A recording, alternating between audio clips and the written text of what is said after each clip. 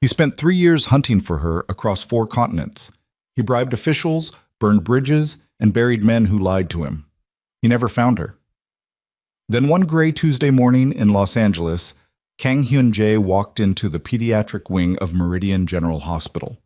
And there she was, Zaria Bennett, sitting by a window with 2 toddlers beside her. And the moment he saw the little boy's face, the empire he'd built with blood and silence meant absolutely nothing. Because that boy had his eyes, his jaw, his silence.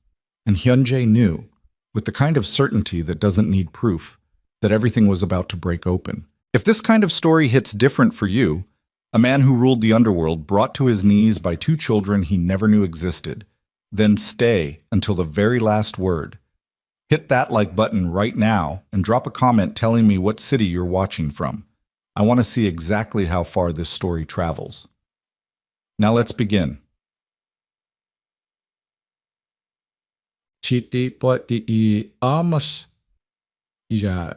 flight from Seoul landed at LAX at 6:14 in the morning, 40 minutes ahead of schedule, which Hyun-jae took as a bad sign. He didn't believe in luck, good or otherwise, but he'd spent enough years in the business to know that when things came early, it usually meant something was waiting. He moved through customs without incident. His passport was clean. One of 7 he rotated depending on destination, all of them legitimate, all of them expensive. The name on this one read Daniel Kang. The U.S. Customs agent glanced at his face, looked at the photo, stamped the page, and waved him through without a word. People rarely looked at Hyun-jae twice in formal settings. He had a quality that made authority figures uncomfortable in a way they couldn't articulate. Something behind the eyes that suggested the polite surface was exactly that. A surface.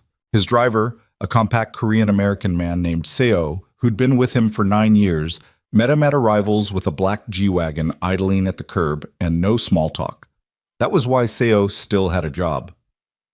Hyun-jae settled into the back seat, loosened the top button of his shirt, and stared out the window at the gray Los Angeles morning as the city unfolded around him. Palm trees and smog, and the particular kind of beautiful ugliness that only this city managed to pull off. He'd been overseas for 6 weeks. The conflict in Busan had required his personal attention, a dispute over shipping lanes between his organization and a rival syndicate that had been festering for 8 months before it turned into something that couldn't be managed with phone calls. 3 of his lieutenants had already tried to broker a settlement. 2 of them came back embarrassed. The 3rd didn't come back at all. So Hyun-jae went himself, and he resolved the situation the way he always resolved things that refused to resolve themselves. Quietly. Permanently. In a way that left no room for ambiguity about what happened to people who tested him. He was 36 years old, and he was tired in a way that sleep didn't fix. The G-Wagon moved through light morning traffic toward the Wilshire corridor, where the high-rise he owned under a shell company offered a penthouse floor with a view of the city he'd spent 12 years quietly consuming. Hyun-jae controlled more of Los Angeles than most people in Los Angeles knew. The shipping empire was legitimate on paper. 3 holding companies, 2 import-export operations registered in Delaware, and a logistics firm with contracts that touched nearly every major port on the West Coast. Underneath that, in the structure that didn't appear on any filing, was something considerably less legitimate and considerably more profitable. He didn't think of himself as a criminal. He thought of himself as a man who understood how the world actually operated, as opposed to how people preferred to believe it did. His phone buzzed. He looked at the screen. His director of operations, a woman named Minji, who ran his Los Angeles office with the terrifying efficiency of someone who had never once in her career made a mistake she didn't immediately correct, had sent a message. Castillo meeting pushed to Thursday. Dock workers' situation still unresolved. And the hospital called again. He stared at that last line for a moment. The hospital had been calling for 3 days. He knew which hospital. He'd seen the number in his missed calls and told himself it was a billing error, or a wrong number, or one of the dozen other mundane explanations that existed for a hospital calling a phone number. He'd been overseas. He'd been dealing with Busan. He didn't have time for hospitals. He typed back, "Which hospital? What did they say?" Minji responded in under 30 seconds. "Meridian General, Pediatric Wing. They asked for you by name. They said it was urgent." He put the phone down and looked out the window again. A woman was walking a dog on the sidewalk. The dog stopped to smell something invisible, and the woman waited with the kind of patience that people have in the early morning, before the day has taken anything from them yet. He told CO to take him to Meridian General. CO didn't ask why. He merged left and adjusted the route. But Meridian General Hospital sat on the eastern edge of Brentwood, a private facility with the kind of understated architecture that communicated money without announcing it. Pale stone facade, manicured entry garden, a parking structure that was 3 times more expensive per hour than any facility in the county. Hyun-jae had donated to their cardiac research wing 2 years ago through a foundation that had his lawyer's name on it, and not his own. He hadn't thought much about it at the time. It was a tax position, not a gesture. He rode the elevator to the 4th floor, pediatric wing, with his hands in his pockets and the faint residual tension behind his shoulder blades that never fully left him, even in clean, well-lit buildings where there was nothing threatening in sight. 12 years in his business wired something into the nervous system that civilian life couldn't reach. He was always, on some level, reading exits. The elevator opened onto a corridor painted in soft yellows and pale blues, the kind of colors chosen by committee to communicate warmth without demanding anything from you. There were drawings taped to the walls, children's drawings, crayon animals and lopsided houses, and the air smelled of antiseptic under something floral, which was worse than just antiseptic alone. A nurse's station sat at the far end of the corridor. A few people moved slowly through the hallway. A father in a wrinkled dress shirt, a woman with a rolling IV stand, an orderly pushing a cart. Hyun-jae walked toward the nurse's station and then stopped. He stopped because of the window. The corridor turned left before the nurse's station, and at the bend there was a wide window that looked out onto a small interior courtyard. A few potted trees, a bench, gray morning light coming through a skylight above. And sitting in a chair beside that window, turned slightly away from him, was a woman. She was wearing a dark green cardigan over a white top, her natural hair pulled back and up, her hands folded in her lap with the particular stillness of someone who was holding themselves together through deliberate effort. She was looking at 2 children seated on the floor in front of her. They were playing with soft blocks, the kind of brightly colored foam shapes they put in pediatric waiting areas. The children were small, maybe 2.5 years old, maybe 3. Hyun-jae stood still. He stood still because his legs stopped working properly, or his brain stopped issuing instructions to his legs, or both. He wasn't sure. His whole body registered the woman before his mind caught up with what his body already knew, and by the time his mind arrived at the same conclusion, he already had his hand against the wall to steady himself. It was Zarya, not someone who looked like Zarya, not a woman with a similar build or similar hair. It was Zarya Bennett, the same set of her shoulders, the same way she held her hands, the same particular angle of her chin when she was watching something she was worried about. He had spent 3 years studying her absence so thoroughly that the sight of her actual presence felt like a physical blow, like something had struck him clean in the chest without warning. He breathed. Once, carefully. Then he looked at the children. The girl was facing away from him, playing with a yellow block, her small fingers working at it with concentration. The boy had turned slightly, reaching for something his sister was holding, and when he turned, Hyun-jae saw his face. The world went quiet. Not metaphorically quiet. The sounds of the hospital, the distant PA system, the wheels on the cart, the soft murmur from the nurse's station, all of it receded to something distant and irrelevant, because the boy had a face that Hyun-jae recognized the way you recognize your own reflection. The jaw, the slight asymmetry at the corner of the mouth, the stillness in the eyes even when the body was moving, that quality of watching from some internal remove that Hyun-jae had seen in photographs of himself at that age. His mother had kept them, had shown them to him once, and had spent his adult life cultivating into something controlled and useful. The boy was 2, maybe 3 years old, and the boy had his face. Hyun-jae did the math without wanting to do the math. 3 years since Zarya disappeared. 3 years since he'd come home from a trip to Seattle to find her apartment empty, her lease broken, her phone disconnected, and no trace of where she'd gone. Not a forwarding address, not a message, not a single word that explained what had happened to the woman he'd been building towards something with for almost 2 years. He'd turned the city inside out looking for her. He'd expanded the search, spent money, called in debts.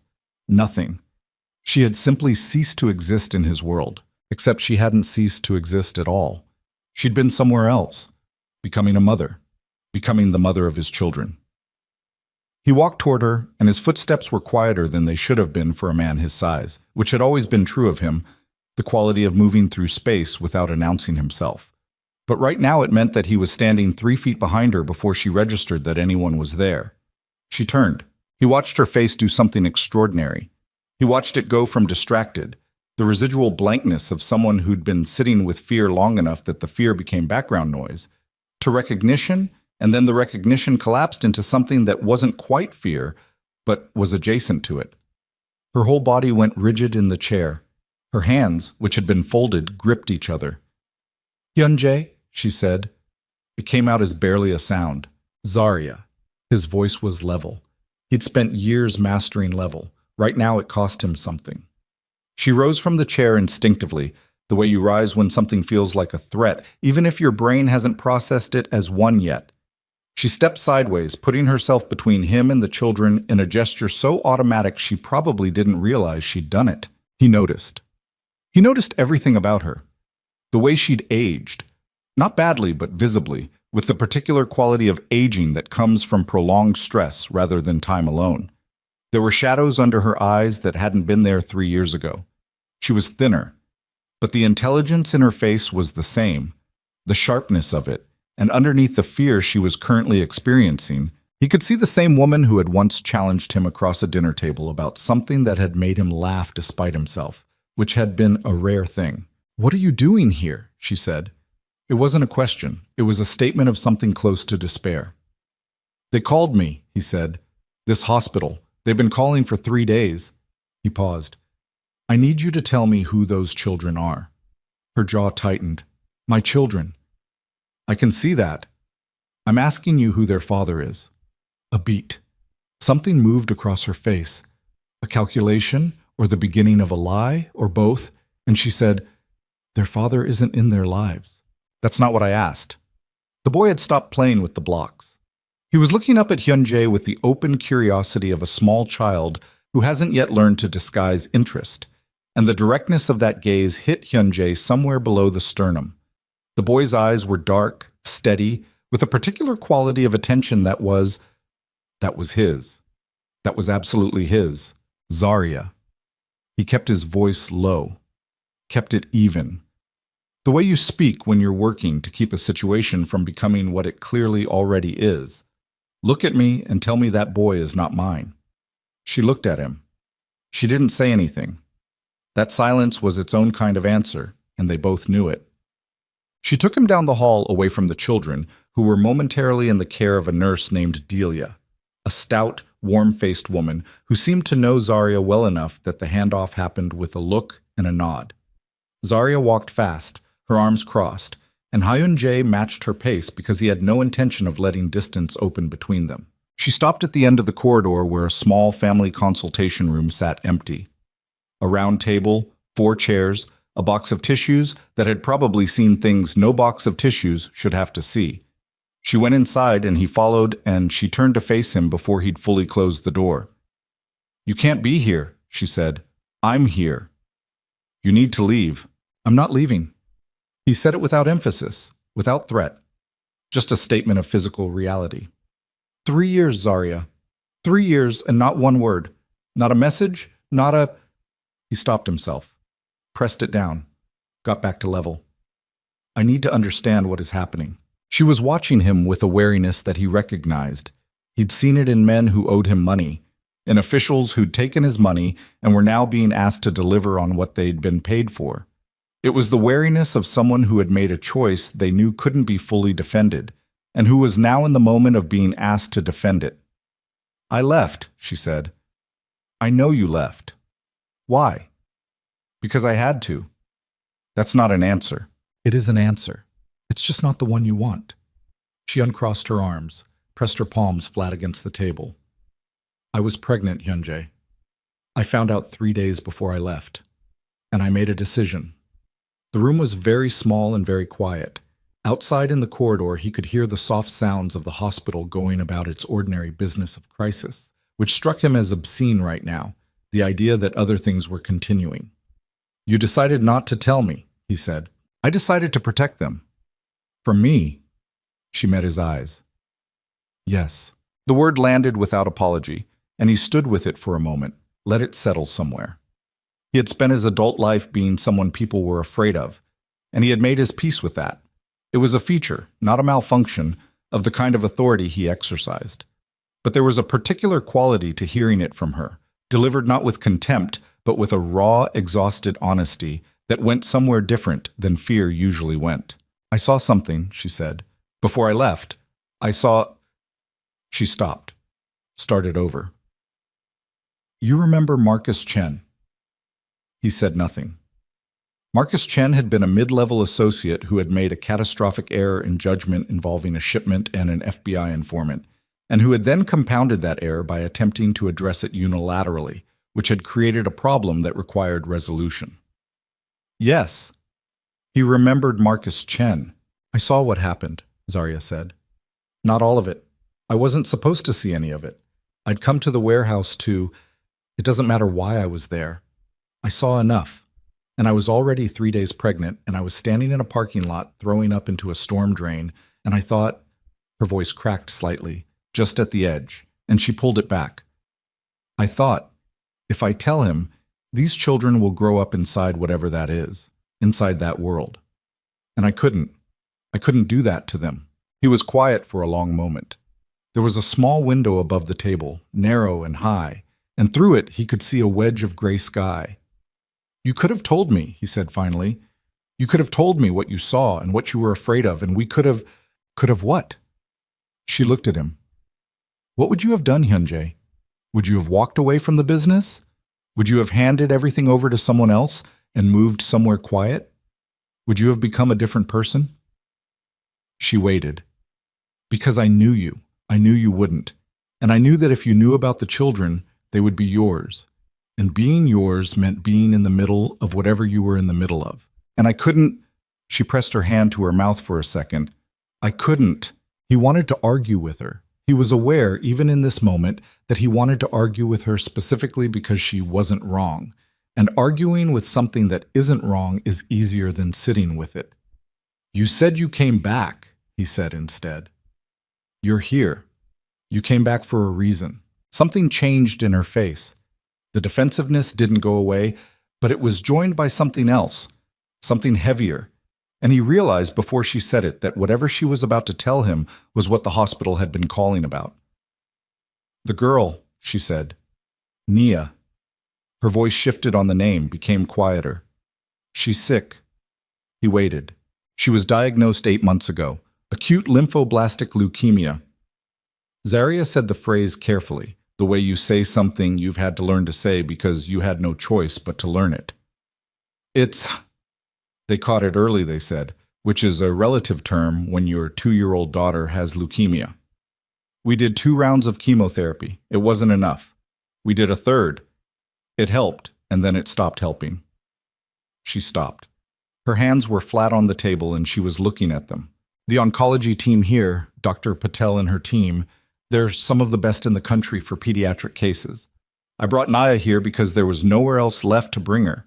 And they've run every test and tried every protocol that exists, and they're telling me now that the only option that gives her a real chance—" She stopped again. "Is a bone marrow transplant. They need a matched donor. And they haven't found one. They've been searching the registry for 6 months, international registries, nothing close enough." She finally looked up at him. And then Dr. Patel suggested that a direct biological relative, a parent specifically, would have the highest probability of compatibility. And she asked me about the father, and I said— Zarya's breath came out in something that wasn't quite a sound. I said I'd contact him. Hyunjae stood very still. "That's why they called," Zarya said. "I gave them your number. I didn't know what else to do. I have no more options, Hyunjae. I've done everything. I've tried everything. She's my daughter, and she is running out of time, and you are the only person left who might be able to—" Her composure broke just at the edges, and she pressed her hand back over her mouth and breathed through it. "So that's why I'm here. That's the whole thing. Now you know." He looked at her for a long time. Outside the door, Far down the corridor, he could hear the twins. He couldn't make out what sound it was. A laugh, maybe, or a word. Something small and alive. "Take me to her," he said. Nia was in room 412, a private room with pale yellow walls and a large window that faced west and would probably be beautiful in the afternoon when the sun came around. Right now it was morning gray, and the light was flat and clinical. She was sleeping when they came in. She was small.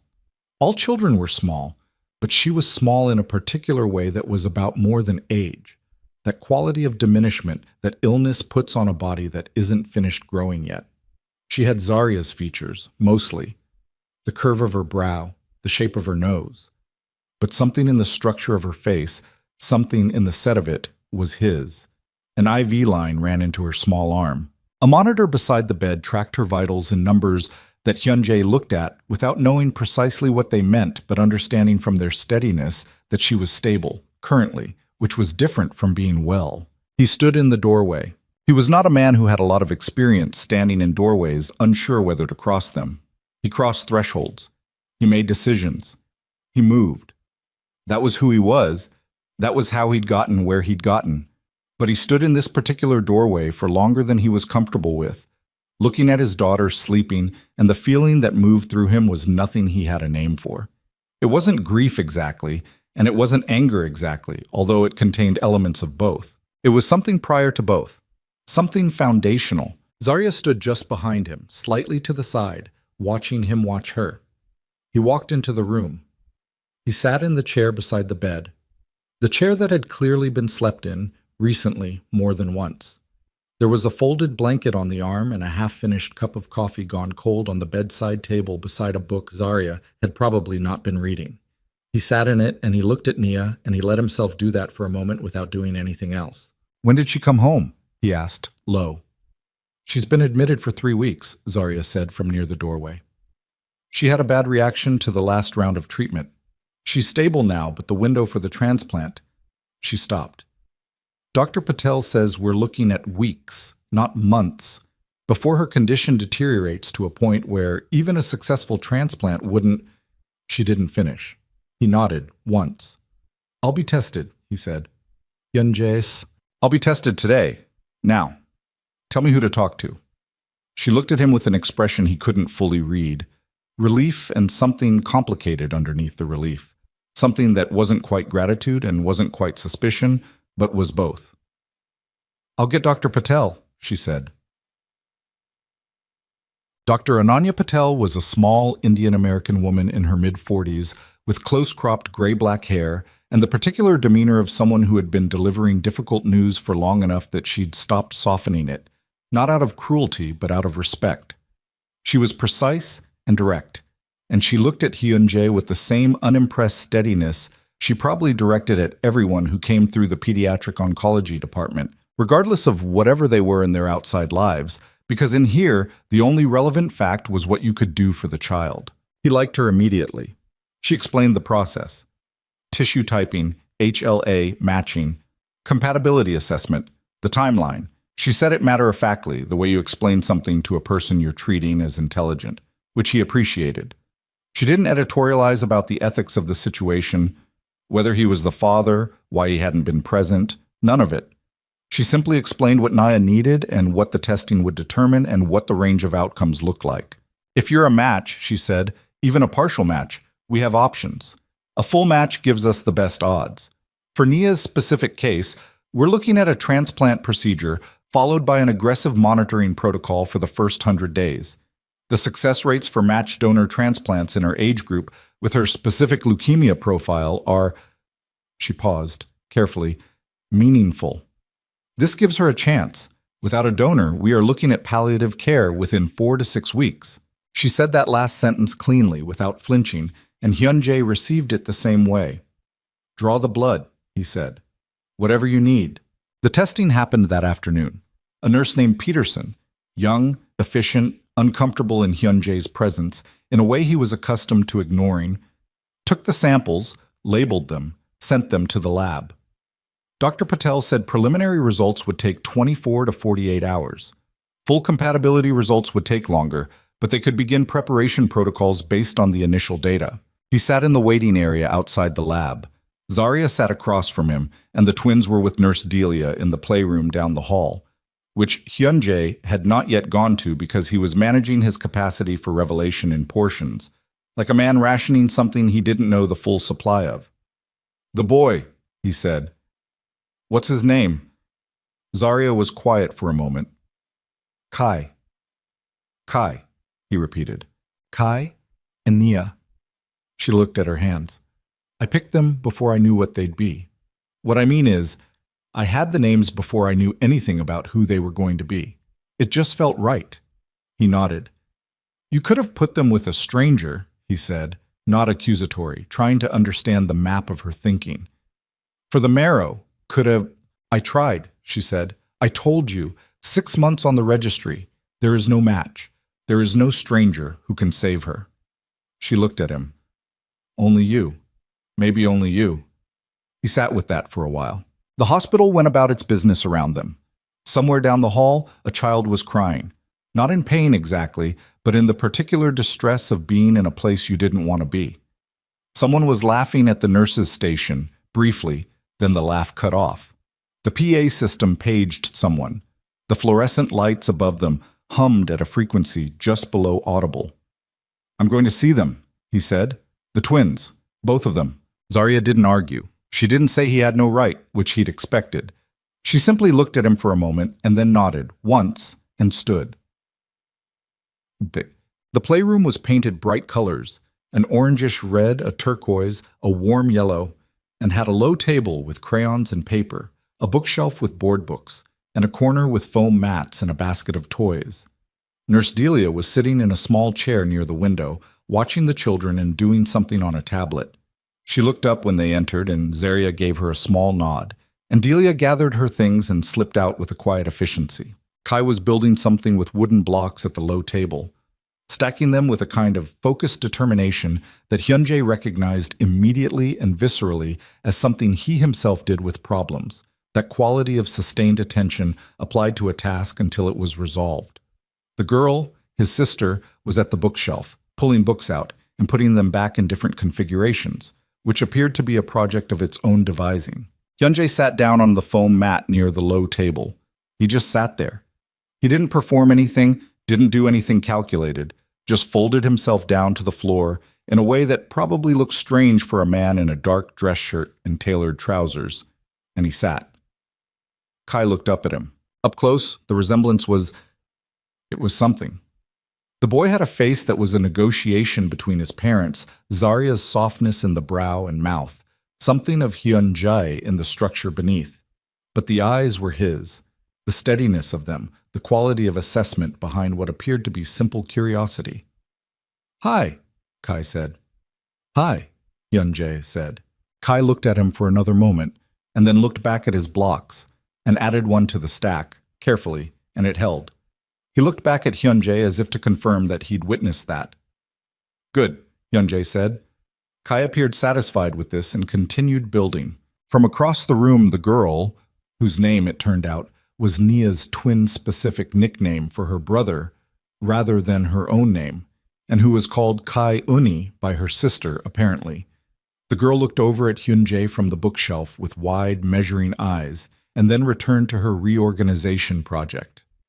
Zarya stood near the door.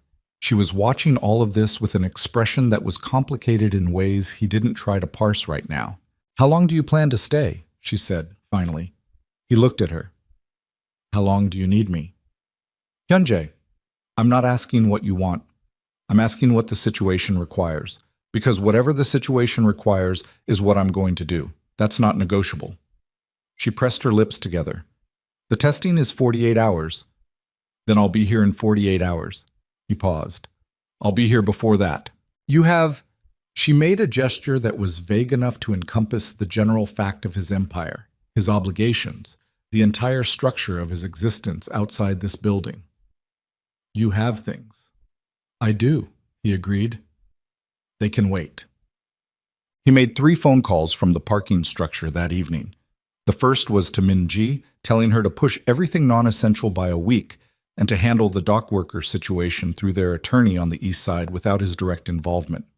The second was to a private security firm he used for specific situations, a 3-person team he trusted, not because trust came easily, but because he'd paid for their discretion and tested it several times, and it had held. He told them where he was and told them he needed a quiet perimeter, no visibility, no profile. They asked no questions, which was what he paid them for.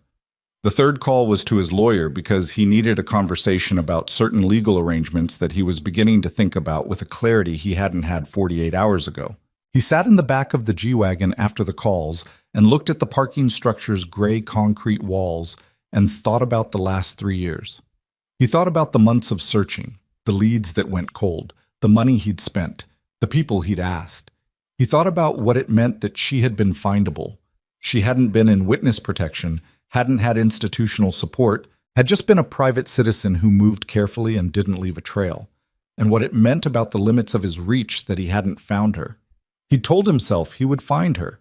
He told himself that if he just kept the mechanism going, kept applying pressure and resources, eventually something would yield.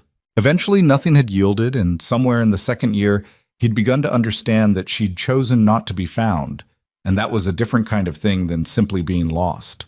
He thought about what she'd said in the consultation room, the parking lot, the storm drain, 3 days pregnant and watching something she wasn't supposed to see. He knew what she'd seen. He'd reviewed the internal record afterward, the way he reviewed all such situations, and he knew what had happened in that parking lot and what it had looked like from the outside to someone who hadn't understood the context, who didn't understand what Marcus Chen had done and what the consequences of that kind of error were in the world Hyun-jae operated in. He understood why she'd seen it the way she'd seen it. He even understood, on an intellectual level, why she'd made the choice she'd made. Understanding it was different from not being furious about it. He was furious. He was furious in a cold, controlled way that he was keeping under his sternum, where he kept things he didn't intend to act on without thinking them through. He had not seen his children for the first 3 years of their lives. He had not known they existed. His daughter was sick, possibly. He wouldn't finish that thought, but he'd thought the shape of it. And he had not been there, had not known, had not had the opportunity to do what he would have done if he'd known. He did not know what he would have done. Zarya was probably right that he wouldn't have walked away from the business. But he would have. He would have arranged things differently. He would have found a different configuration. He would have made the world around his children safer in ways that had nothing to do with ceasing to be who he was. He didn't know how to say that in a way that would be believable, which was its own particular problem. Seo was reading something on his phone in the front seat, giving no indication of interest in any of this. "I'll need a room," Hyun-jae said, "somewhere close to the hospital." "I can have something by tonight," Seo said. "Somewhere quiet." "Yes." He looked at the concrete wall for another moment. Then he got out of the car and went back inside. He found Zarya in the corridor outside Nia's room, leaning against the wall with her phone in her hand, looking at it without looking at it. She heard him coming and looked up and then looked back at the phone, and he read that as a conscious decision not to show him that she'd been hoping he'd come back. "She's still sleeping," Zarya said. "Okay." He stopped beside her, not quite next to her, a considered distance between them. "You should eat something. When did you last eat?" She looked at him sideways. "That's what you're—" "I'm not making a speech. I'm asking a practical question." A beat. "Lunch, maybe." "I'll have something brought, whatever you want."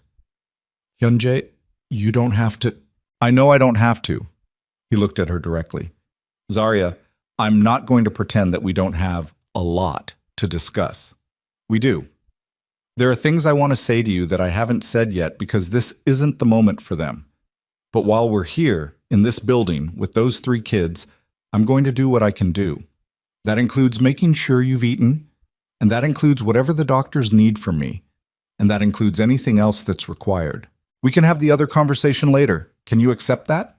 She studied him for a long moment with those sharp, tired eyes. "You haven't changed," she said. Not quite an accusation, not quite a compliment. "No," he agreed. "Some things I haven't. Some things I have. You wouldn't know which is which yet." She was quiet. "Thai food," she said finally. There's a place called Lotus on Wilshire that delivers. The pad CU. I'll have it here in 40 minutes. She almost smiled. It didn't quite get there, but the shape of it crossed her face, and he marked it, filed it somewhere. He pulled out his phone. He was not thinking about the call he'd get from Minji in 48 hours. Would get sooner if certain people in certain positions around the city noticed that he was back and stationary and potentially distracted. He was not thinking about the rival families, the operational details, the dozen things that needed his attention in the world he'd built over 12 years of careful, ruthless work. He was thinking about Kai's blocks, about the way the boy had stacked them with that particular patient focus, about the way Naya looked in the hospital bed, small and still, with the monitor recording her vitals in green numbers that meant she was still here, still in this world, still his. He was thinking about 48 hours. The test results would come in 48 hours, and then he would know what his daughter needed. And then, whatever it was, he would give it. He ordered the food. He sat down on a chair outside room 412. He waited. And somewhere in the hospital, in a room he hadn't been to yet, Kai was probably still building his tower, stacking one block on another with the serious concentration of someone who hasn't yet learned that towers fall. He'd learn that eventually. Every child did. But not tonight. Tonight the tower was still standing. And 48 hours from now, Hyun-jae was going to find out exactly what kind of man he was willing to become for the people behind that door, and whether who he'd already been was something they could survive knowing.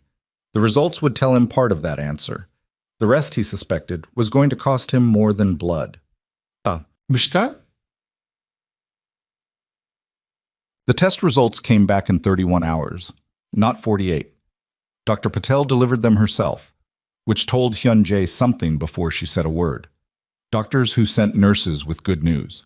Doctors who came themselves with the complicated kind. She found him in the corridor outside room 412, where he'd spent most of the previous night in a chair that was not designed for sleeping and that he hadn't slept in anyway. He'd dozed somewhere around 3 in the morning at, not sleep exactly, more like the body's unilateral decision to stop processing for 90 minutes. And then he'd been awake again, watching the shift change, watching the nurses move through their routines, watching the sky outside the narrow window at the end of the hall go from black to gray to the flat white of a Los Angeles morning that couldn't decide whether to be overcast or clear. Zarya was inside the room with Nia. She'd been in there most of the night too, rotating between the chair at the bedside and the narrow couch near the window. He'd seen her through the door, through the glass panel, when he'd gotten up to stretch at some point around 2. She hadn't seen him. She'd been looking at Nia with the expression of someone who has made peace with being afraid because the fear has been present long enough that making peace with it was the only survivable option. Dr. Patel stopped in front of him and didn't open with preamble. The preliminary typing came back. Mr. Kang, you're a strong match. HLA compatibility across 6 of 8 markers, with 2 remaining assessments pending from the extended panel. For Naya's profile, 6 of 8 is, this is a meaningful result. This gives us a real option. He absorbed this without expression. What does the procedure look like? Assuming the extended panel confirms what we're seeing, and I expect it will, we'd be looking at peripheral blood stem cell collection, which is less invasive than traditional marrow extraction. We'd stimulate your stem cell production with a course of injections over 4 to 5 days, then collect via apheresis. There's discomfort involved. Some patients experience significant bone pain during the stimulation phase. The collection itself takes several hours. She looked at him steadily. This is not a minor medical undertaking, even for the donor. When can we start? We'd need to wait for the full panel, 24 more hours at most. Then we begin the stimulation protocol immediately. The sooner we move, the better Nia's position going into the transplant. Then we start when you're ready, he said. Whatever you need from me. She nodded once, the kind of nod that contains more than acknowledgement. Then she said, I'll need to speak with Ms. Bennett as well. Shall I? I'll get her. He went to the door of room 412 and knocked once, lightly, before opening it. Zarya looked up from the chair immediately. She'd been awake. He could tell from the quality of her alertness, the kind that doesn't come from being disturbed, but from already being at the surface. Nia was still sleeping. She slept a lot, which he'd been told was a combination of the illness and the medication, the body conserving whatever it could.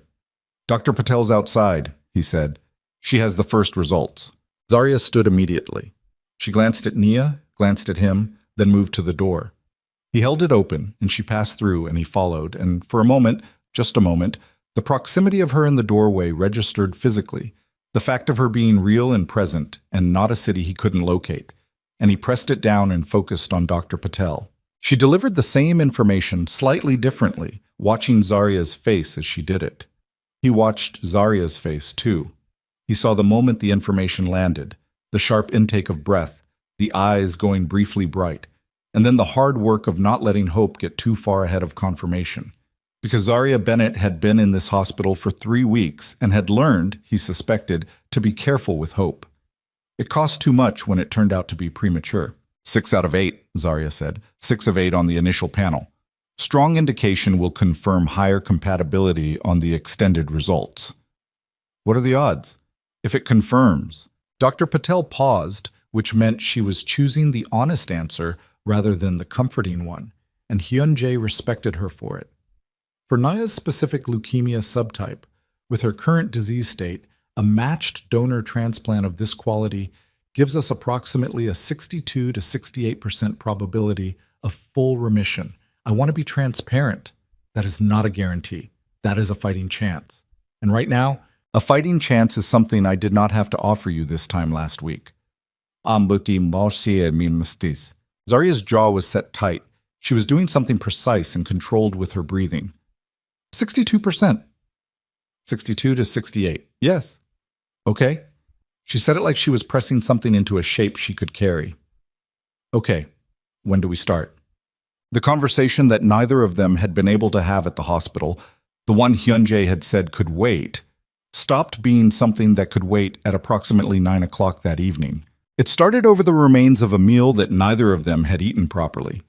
He'd had food brought from a restaurant down the street, not Thai this time, just something practical, because it was dinner time and they both needed to eat, and he'd made the decision without asking because she was visibly running on nothing. She'd eaten about half of it without tasting it, which he'd also done, and they were sitting across from each other at the small table in the family consultation room, the same room from the day before, which had apparently become their de facto meeting space by default. And the twins were with Nurse Delia in the playroom, and Nia was stable, and there was a beat of quiet that neither of them filled fast enough. "I want you to know," Zarya said, without preamble, "that I understand what I did. I understand that it's not something you can just explain away." She looked at the table. "I made a choice. I don't regret the choice, because I was trying to protect them, but I understand that the cost of that choice wasn't only mine to pay." "No," Hyun-jae said. "It wasn't." "I know. 3 years. He said. He said it quietly, without performance. "I had people looking for you for 2 years. Not because I was—" He stopped. "I need you to understand what that time was. What it was like to not know if you were safe, if something had happened to you. I assumed eventually that you'd chosen to go, that it was a choice. But I didn't know why, so I didn't know what I'd done. And not knowing what you'd done wrong is—" He pressed his hand flat on the table. "That's its own kind of thing." Zarya was looking at him now. Her eyes were steady and direct, and he could see the effort behind that directness, the way she was making herself hold the conversation instead of retreating. "You hadn't done anything wrong," she said. "It wasn't about you doing something wrong. I know what it was about. You told me, the parking lot." "Yes, and you were afraid of what you'd seen." "I was terrified," she said, and there was nothing rhetorical about the word. It landed flat and honest. "I was terrified of what you were capable of. Not just that, what you were comfortable with. That's different. Being capable of something and being comfortable with it are 2 different things, and you were—" She stopped. "You were very comfortable." He didn't disagree. "It's not the world I'd have chosen for them either. But it's the world you're in." "Yes, and you're still in it. Right now. Today." "Yes," he said again. She looked at him for a long moment. "So what changes? If the transplant works, if Nia recovers, what changes about the situation? About—" She gestured between them. Any of this. About what kind of life those children have if you're in it. I don't know yet, he said. I'm not going to tell you something that sounds right just to tell you something. That seemed to catch her slightly off guard. She'd expected, maybe, the version of the answer that smoothed things over, the reassurance. He wasn't going to give her that. He'd spent too much of his life giving people what they needed to hear, and he was not going to do that with her. Not now, not in this room. I know what I want, he said. I want to know my children. I want to be in their lives in a form that doesn't put them at risk, and I don't have the full answer for how to build that yet because I found out they existed 36 hours ago. But I know that I want it, and I know that wanting it is not optional for me at this point. It's just done. It's decided. What if I say no? No to what? To you being in their lives. What if I say that's not what I want? That what's best for them is to go back to what we had? You mean them not knowing their father exists? She held his gaze. What if that's what I say? I would tell you, he said carefully, that you can say it. And then I'd tell you that we'd be in a legal dispute inside a week because I have rights, and I'm now aware that they exist and I won't give them up. He paused. I'm not threatening you. I'm telling you the truth. There's a difference. There's not a lot of difference from where I'm sitting. Zaria. He leaned forward slightly. I don't want to fight with you. That's also the truth. I want to, I don't know what I want to call it. I want us to solve this in a way that doesn't destroy everyone involved. But I need you to understand that walking away from my own children is not one of the solutions. That option doesn't exist. She was quiet for a long beat. He could hear the building around them, the PA system, distantly, the soft mechanical sounds of a hospital at night. Kai asked about you, she said finally. He went still. Tonight, when Delia was getting him ready for bed, in the little cot they set up in the corner of the waiting room, he asked who the man was, the one who sat on the floor with him. She looked at the table. He said you were quiet. He said that like it was a positive thing. Most men he meets make too much noise, apparently. He's 2.5 years old, and he has opinions about men who make too much noise. Something moved through Hyunjae's chest that he didn't examine too closely. What did you tell him? He said. I said you were someone I used to know, that you were kind. She paused. I don't know why I said that last part. It just came out. He looked at her for a moment. Because it's also true, he said. Some of the time. She almost smiled. Tan. The call from Minji came at 11:17 p.m., and the content of it changed things. He was in the corridor when his phone vibrated, and he saw Minji's name and stepped toward the window at the end of the hall, angling his body slightly away from the nurse's station out of habit. Talk, he said. Minji's voice was controlled in the way it got when she was managing something she didn't fully have contained yet. There's movement.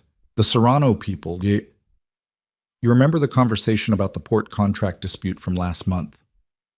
I remember. They appear to have heard that you're back in the city, and they appear to have heard that you're, a pause, careful, not fully available. He was quiet. Someone talked, Minji said. I don't know who yet, but they know you're hospital adjacent and that your security profile is light right now. I have 3 separate reports from different sources in the last 4 hours. They're not moving yet, but they're positioned. How many? At least 6 that I can confirm, probably more. The Serrano family has been looking for an opening since the Busan situation resolved in your favor. This, she stopped. This looks like an opening to them. He looked out the window. The parking lot below was quiet, a few cars, the amber of the lot lights. His 2-person security team, he'd called for 3, gotten 2 who were immediately available, were somewhere down there. He'd been operating on a minimal footprint because he'd come to the hospital without intending to stay, and now he'd been here for 31 hours with his daughter in room 412, and his son in a cot in the waiting area, and the woman he'd spent 3 years searching for 20 feet away, and the minimal footprint was suddenly a problem. Pull in 2 more from Vasquez, he said. Tonight, and get me Chan directly. I want eyes on the Serrano operation within the hour. Chan's already on it. Good. And Minji, he paused. No one discusses the hospital. Anyone who's been briefed on my location, I want to know who they talk to. Already pulling comms. I'll have something by morning. Faster. I'll have something by 3 a.m. He hung up and stood at the window for a moment. The parking lot below, the amber lights, the still cars. He'd known, on some level, that this was a risk when he told CO to drive here instead of the penthouse. He'd known that staying, really staying, setting up, making phone calls from the parking structure, was the kind of thing that created a pattern, and patterns were vulnerabilities. He'd known this, and he'd stayed anyway, because his daughter was in room 412 and his son had asked who the quiet man was, and the calculation had come out the same way regardless of what he knew. He went back down the corridor and stood outside room 412 for a moment. Through the glass panel in the door, he could see the monitor, the green numbers, the small, still shape of Nia in the bed. The light in the room was low. He could see the edge of the chair where Zarya would be sitting when she came back from the consultation room, which she'd gone to 15 minutes ago to call someone. A friend, he thought. Someone named Diane, who'd apparently been managing logistics for Zarya's absence from work for the past 3 weeks. He thought about telling her. He thought about what that conversation looked like. Hey, by the way, the family I'm in conflict with may have found us. The thing you ran from 3 years ago has potentially followed us into the pediatric wing of a hospital. The nightmare you were trying to prevent for your children is... He pressed his thumb against the doorframe hard. He needed to handle this before it became something that required explaining. He pulled out his phone again and sent a single message to the number for his security lead. Perimeter check. Every entrance. Now. Zarya came back to room 412 at 12 minutes past midnight and found Hyun-jae standing inside, near the window, looking at the parking lot below, with an expression she didn't immediately recognize. She recognized it about 4 seconds after she walked in, because she'd seen it before. Not often. He'd been careful, when they were together, about letting the professional register bleed into what they had, but she'd seen it once or twice. The quality of stillness that wasn't calm. The kind of stillness that was actually the opposite of calm, held in check by discipline. What happened? She said. He looked at her.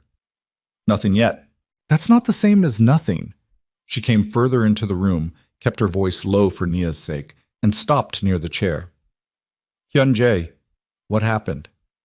He looked at her for a moment, and she could see the decision happening. Whether to tell her, whether to soften it, how much. She watched him decide. There's a family, he said, that I'm in a dispute with, over business.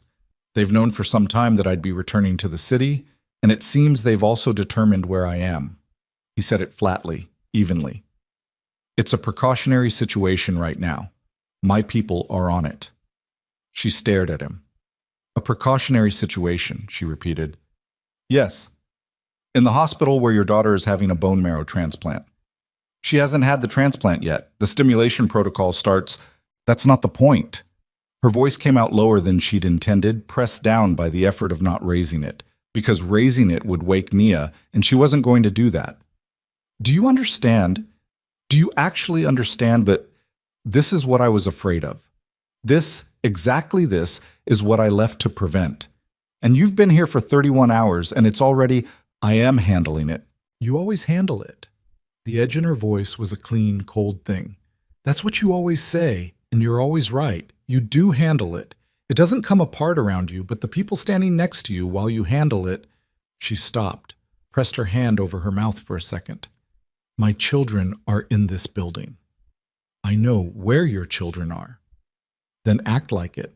I am acting like it.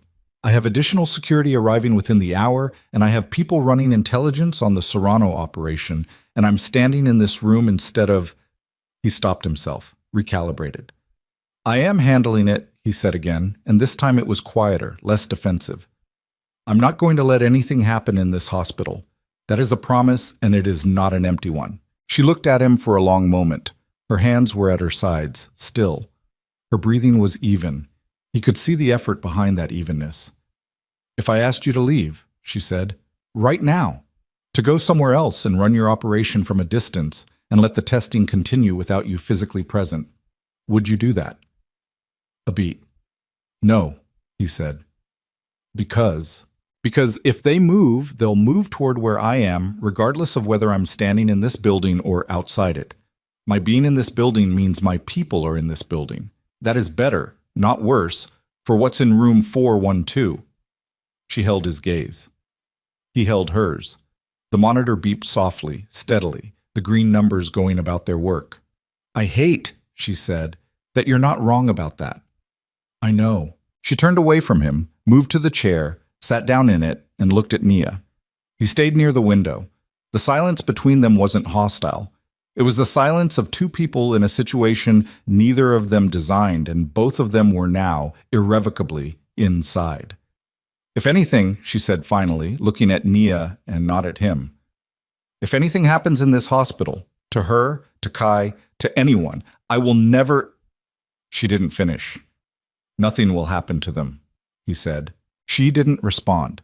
She just sat there, watching Nia breathe, and he stood at the window, watching the parking lot, and they were both watching the same thing from different angles, which was the edge of something they couldn't see the other side of yet. His phone vibrated. He looked at it. The message was from Chan, his intelligence lead, and it contained 4 words and a number. The 4 words were Serrano confirmed, hospital targeted. The number was tonight. He looked at the message for 3 seconds. Then he put the phone in his pocket and turned from the window and said quietly, Zaria, I need you to listen to me very carefully. She turned from the chair and looked at his face and read it, and the color left her expression. What? She said. They're moving tonight, he said. I need you to take the twins and go with Seo. He's downstairs. He's going to take you to a location that is… I'm not leaving Nia. Zaria, I am not leaving my daughter. Her voice was absolutely flat like concrete, not arguable. Tell me what else you need me to do. Tell me where to go with the children, which floor, which room, anything. But I'm not leaving this building without Nia, and Nia cannot be moved. He looked at her. Okay, he said. He made the decision in that moment, the full shape of it, and he was already moving toward the door. Okay, lock this door when I leave. Do not open it for anyone who doesn't say the word Busan first. Do you understand? Busan, she repeated. No one else. Not a nurse, not a doctor, not… I understand. She was already on her feet, already moving toward the door to lock it behind him. Go. He went. And behind him, he heard the lock engage, and the sound of it, that small mechanical click of something secured, was the last ordinary sound of the night, because 30 seconds later, the emergency alarm in the east stairwell began to scream, and the hospital corridor outside room 412 went from quiet to chaos in the span of… The alarm lasted 11 seconds before someone cut it. That was the first thing wrong. Emergency alarms in hospitals didn't get cut. They ran until the situation was resolved or until the fire marshal physically silenced them. They didn't stop in 11 seconds unless someone with access to the building's control systems had made a deliberate decision to stop them, which meant someone was inside the infrastructure of this building in a way that had nothing to do with the Serrano family showing up at the door. Hyunjae processed this in the 3 seconds it took him to reach the end of the corridor and assess the east stairwell door. It was closed. No smoke, no visible breach. He pushed through it and went down 1 flight and found what he expected to find. The emergency exit on the 3rd floor had been propped open with a folded piece of cardboard, the kind of low-tech solution that worked precisely because it was invisible until you were looking for it. Someone had been inside this building already. Before tonight, before the alarm, he let the stairwell door close behind him and stood in the 3rd floor corridor for 3 seconds, running the logic. The Serrano family had intelligence about his location. They had access to the hospital's alarm system, or access to someone who had access to it.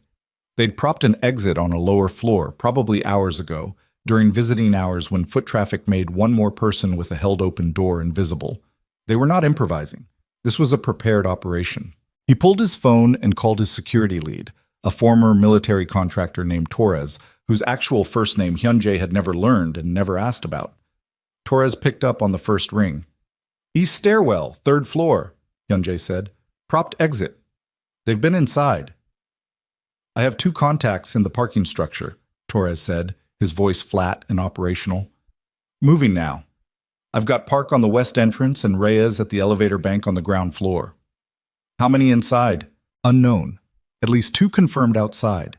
If they propped the exit hours ago, they could have staged already, could be holding positions on multiple floors. Get Park to 4, now, before they reach it. On it. He hung up and moved back to the stairwell and went up, not down, taking the stairs at a pace that was fast without being loud. A skill that lived in the body, not the mind, the product of years of moving through spaces where being heard before being seen was the difference between control and crisis. His shoes on the concrete steps made almost no sound. He reached the fourth floor and came through the door into the corridor, and it was wrong immediately. The corridor lights were on. They were always on. Hospitals never went fully dark. But the nurse's station at the far end was empty. Not shift change empty. Not stepped away for a moment empty. Abandoned empty. The chair pushed back, a clipboard on the floor, a coffee cup sitting at the edge of the desk where someone had been holding it when something made them stand up fast. He moved along the wall, keeping his profile small, reading each doorway as he passed it. Room 408, empty, dark. Room 410, a patient, sleeping, monitor running, no threat. Room 412, the door was closed.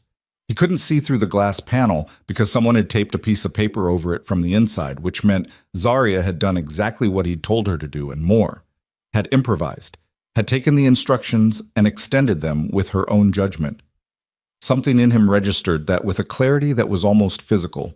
He stopped at room 412 and said, low against the door, Busan, 3 seconds.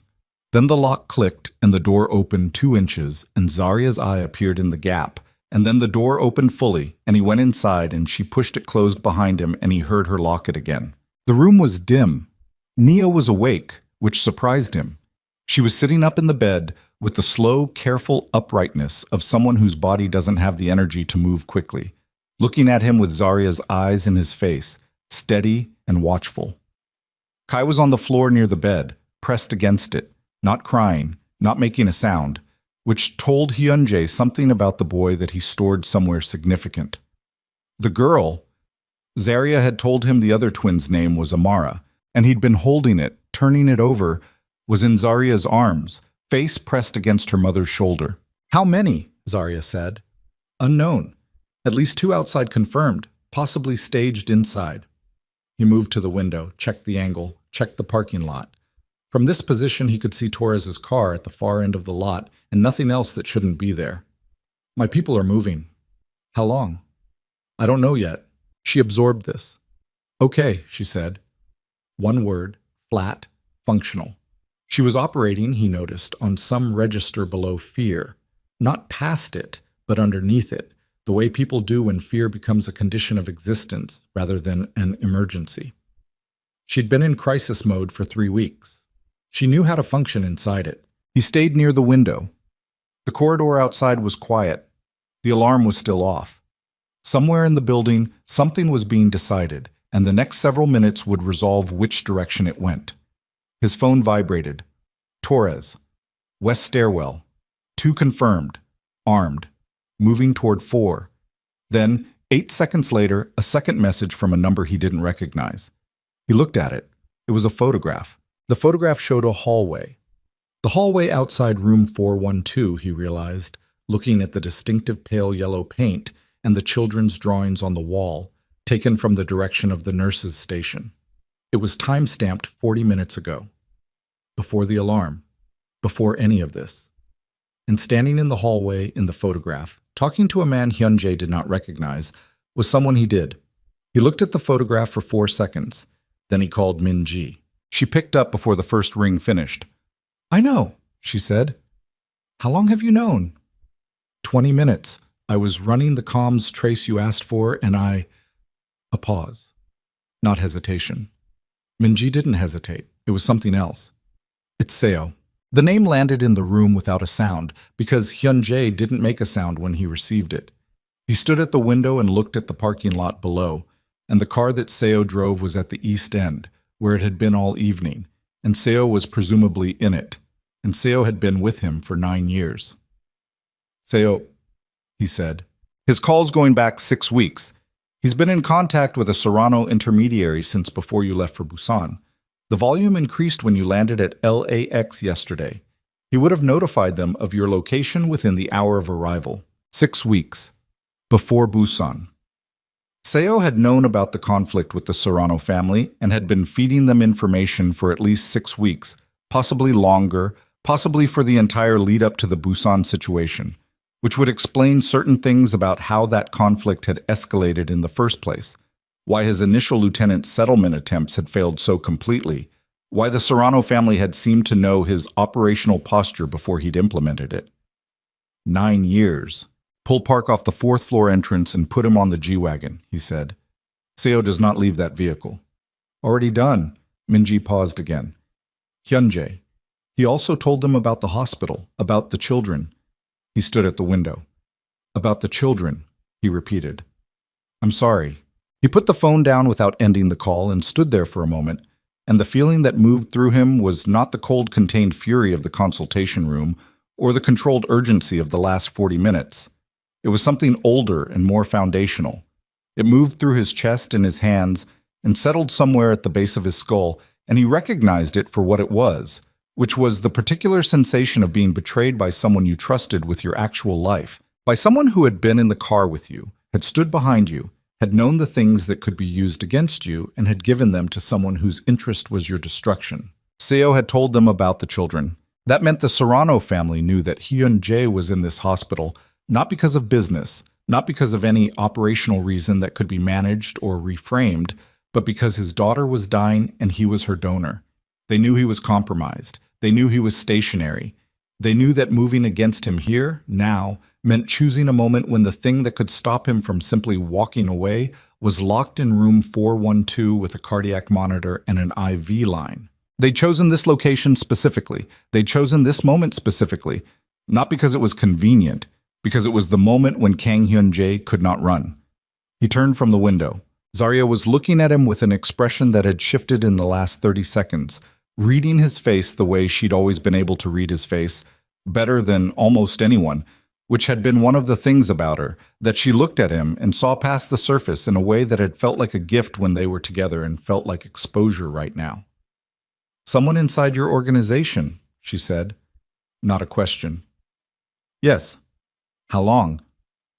Long enough. She looked at him. Do they know about the children? A beat. He'd learned, over 12 years, that the most useful thing you could do with a hard truth was deliver it without softening it, because softening it just delayed the impact without changing it. Yes, he said. The sound she made was barely a sound. It was the sound of someone receiving something they'd been afraid of for a long time, and finding that the reality of it was worse than the anticipation. She pressed her hand over Amara's back, tightened her arms around her daughter, and looked at Nia in the bed, and then she looked at the locked door, and then she looked at him. Get them out of this building, she said. I can't move, Nia. I know that. Her voice was steady, barely. Get Kai and Amara out. Get them somewhere safe, and then... She stopped. Then we deal with whatever is on the other side of that door. He was already typing the message to Torres. The next 22 minutes were the longest of Hyun-jae's adult life, which covered considerable ground in terms of long minutes. Torres moved Kai and Amara out through the west stairwell with Park running interference on the ground floor. A controlled extraction that took 11 minutes and involved Nurse Delia, who turned out to possess a remarkable composure under pressure, guiding the children through the basement corridor to a service exit where a second vehicle was waiting. Hyun-jae had not looked at Kai's face when Torres lifted him from the floor. He could not afford to look at Kai's face right now because looking at Kai's face would compromise his capacity to function, and his capacity to function was the only thing standing between his family and what was on the other side of the door. He'd heard Kai's voice, though. One word, directed toward the door as Torres carried him out. A small, clear, unbothered, bye. He'd pressed his fist against his sternum and breathed through it and turned back to the window. With the twins out and en route to a secure location, the situation in room 412 contracted to its essential elements. Nia in the bed, Zarya in the chair, Hyun-jae at the window, and 2 confirmed armed contacts in the west stairwell making their way toward the 4th floor. Torres and Reyes intercepted them in the stairwell between the 3rd and 4th floor landing, which Hyun-jae knew from the sounds, brief, controlled, not the extended chaos of a firefight, but the compressed violence of a close-quarters confrontation resolved by professionals who were better positioned than the people they were confronting. He'd heard it before, that specific acoustic signature. He knew what it meant. He waited. Torres. West stairwell clear. 2 down, non-lethal, security restrained. Police will be on scene in 8 minutes. Hyunjae looked at the message and then looked at the room and thought about police arriving at a scene that contained 2 restrained and injured members of the Serrano organization. A man with his name in several active law enforcement databases under the title Person of Interest, and a hospital room with a sick child who was 2 days from beginning a life-saving medical procedure. He thought about this quickly and completely, the way he thought through operational problems, identifying the variables and the pressure points and the sequences. Then he sent a single message to his lawyer, Ethan Marsh. Meridian General, 4th floor, 45 minutes. Bring everything. Marsh would understand what everything meant. Torres. 1 more contact unaccounted for, east side. Looking. He read that message and looked at the door, and then he heard footsteps in the corridor. Not the soft professional movement of his people, but something harder, less disciplined. The footsteps of someone who was moving fast because the situation had turned against them, and fast was the only option left. He was at the door before the handle moved. The door was locked. The handle moved anyway. Someone trying it, finding resistance, trying again with more force. Then a pause. Then something that was not a knock, the flat impact of a shoulder against the door, testing the integrity of it. Hyunjae put his hand flat against the door from the inside. He looked back at Zarya. She had positioned herself between the bed and the far wall, between Naya and the door. Her face was pale and completely still. He looked at the door. Kang! A man's voice from the corridor, accented English, controlled, someone who'd been told to be professional about this. Open the door. We're not here for the woman or the kids. Just you. He didn't respond. The kids are already gone, the voice said. We're not interested in them. Open the door and walk out, and this ends in the corridor. You have my word. The word of a Serrano intermediary meant precisely nothing, and they both knew that, and the fact that the offer was being made at all told Hyunjae something about the situation in the corridor. That this man was alone, that his backup was neutralized, that this had become a last option play by someone who'd watched the operation collapse and was now improvising. Improvising people made mistakes. He stepped back from the door. He looked at Zarya and held up one hand. Wait. And she held her position, her eyes on him, tracking. He picked up the chair from beside the bed, the chair she'd been sleeping in, the one with the folded blanket on the arm, and he positioned himself 6 feet from the door, and he waited. The shoulder hit the door again, harder, and the frame cracked slightly at the top, the old institutional paint fracturing, and on the third impact the lock gave. Not the deadbolt, the whole plate, the door swinging inward with the kinetic momentum of someone's full body weight behind it. And the man came through the doorway already off balance, one hand reaching to grab the frame, and Hyunjae moved. It was over in a few seconds. The chair connected. The man hit the floor. Hyunjae had his knee on his back, and the man's right arm at an angle that made further resistance a very painful proposition before the man had processed what had happened. He was younger than Hyunjae had expected. Mid-20s, dark jacket, the kind of face that hadn't yet learned to hide effort. He was breathing hard against the hospital floor tile, which smelled of disinfectant. Don't, Hyunjae said quietly as the man shifted. The shift stopped. Silence. Nia's monitor beeped steadily from the bed. Hyunjae looked up at Zarya over the man on the floor, and she met his eyes, and he saw in her face something he hadn't seen yet in this hospital in these 30-some hours. Something past exhaustion and past fear and past the complicated grief of a woman who'd run from this world and been dragged back into it. What he saw was fury, clean and cold and directed not at him for once, but at the situation, at the man on the floor, at the fact of it. Torres came through the broken door 40 seconds later with Reyes behind him and took custody of the man on the floor with the efficient impersonality of people who did this as a professional matter. Hyunjae stood up and straightened his shirt, and his hands were steady, and his breathing was steady, and he was aware that this was a thing he was capable of, this particular steadiness in the aftermath of violence, that Zarya was watching, and that she had always found difficult to reconcile with the other parts of him. He didn't try to manage her perception of it right now. He just let it be what it was. The police arrived in 6 minutes, not 8. Marsh arrived 12 minutes after that. A trim, gray-haired man in an expensive dark coat who moved through the hospital with the quiet authority of someone whose entire professional life had been spent navigating the intersection of serious money and serious trouble. He spoke to the officers with the fluency of someone who had done this before, who knew which words opened spaces and which ones closed them. And within 30 minutes, the situation in the corridor had been restructured into something that positioned Hyun-jae as a private citizen whose hospitalized daughter had been placed at risk by individuals connected to an organized crime dispute, which was true, technically, if incompletely, and whose security contractors had responded to a credible threat. It was not a perfect restructuring. Nothing was perfect. But it was functional, and it would hold long enough for what needed to happen next to happen. Hyun-jae stood with Marsh in the corridor, while Zarya was inside with Nia, and the police were finishing their documentation at the far end of the hall. "Seo," Hyun-jae said. Marsh nodded. He'd been briefed by Min-ji on the drive over. "That's a complicated situation. It's a simple situation. He made a choice. The choice has consequences. The legal exposure from... I'm not talking about legal exposure. I'm talking about consequences." He looked at Marsh.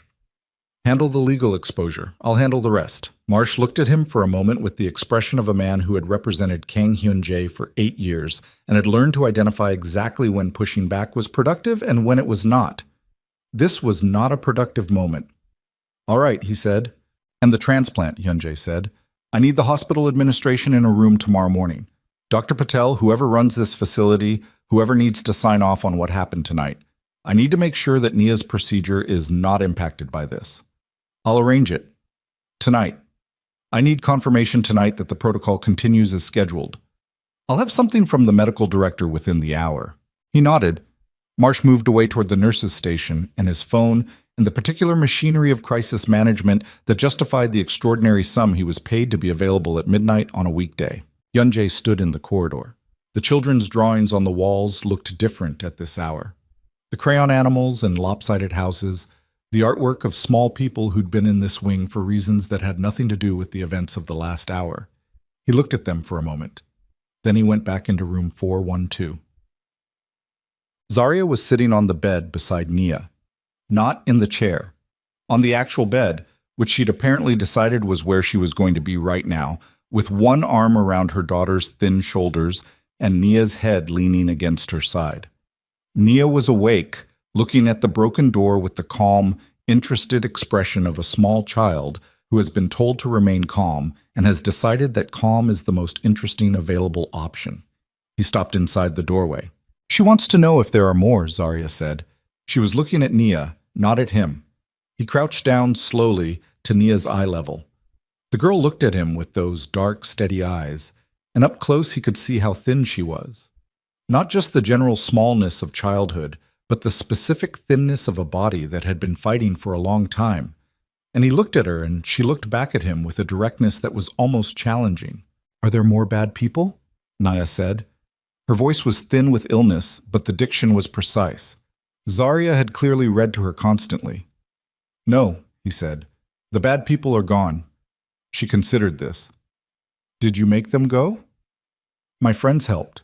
She nodded slowly, as if this was a reasonable answer that confirmed a hypothesis she'd already formed. Then she looked at her mother. "Mama, he's the quiet man, like Kai said." Zarya closed her eyes for a moment. "I know, baby." "I like him," Nia said, with the clean, undefended honesty of a child who has not yet learned to make anything complicated out of a simple feeling. "He can stay."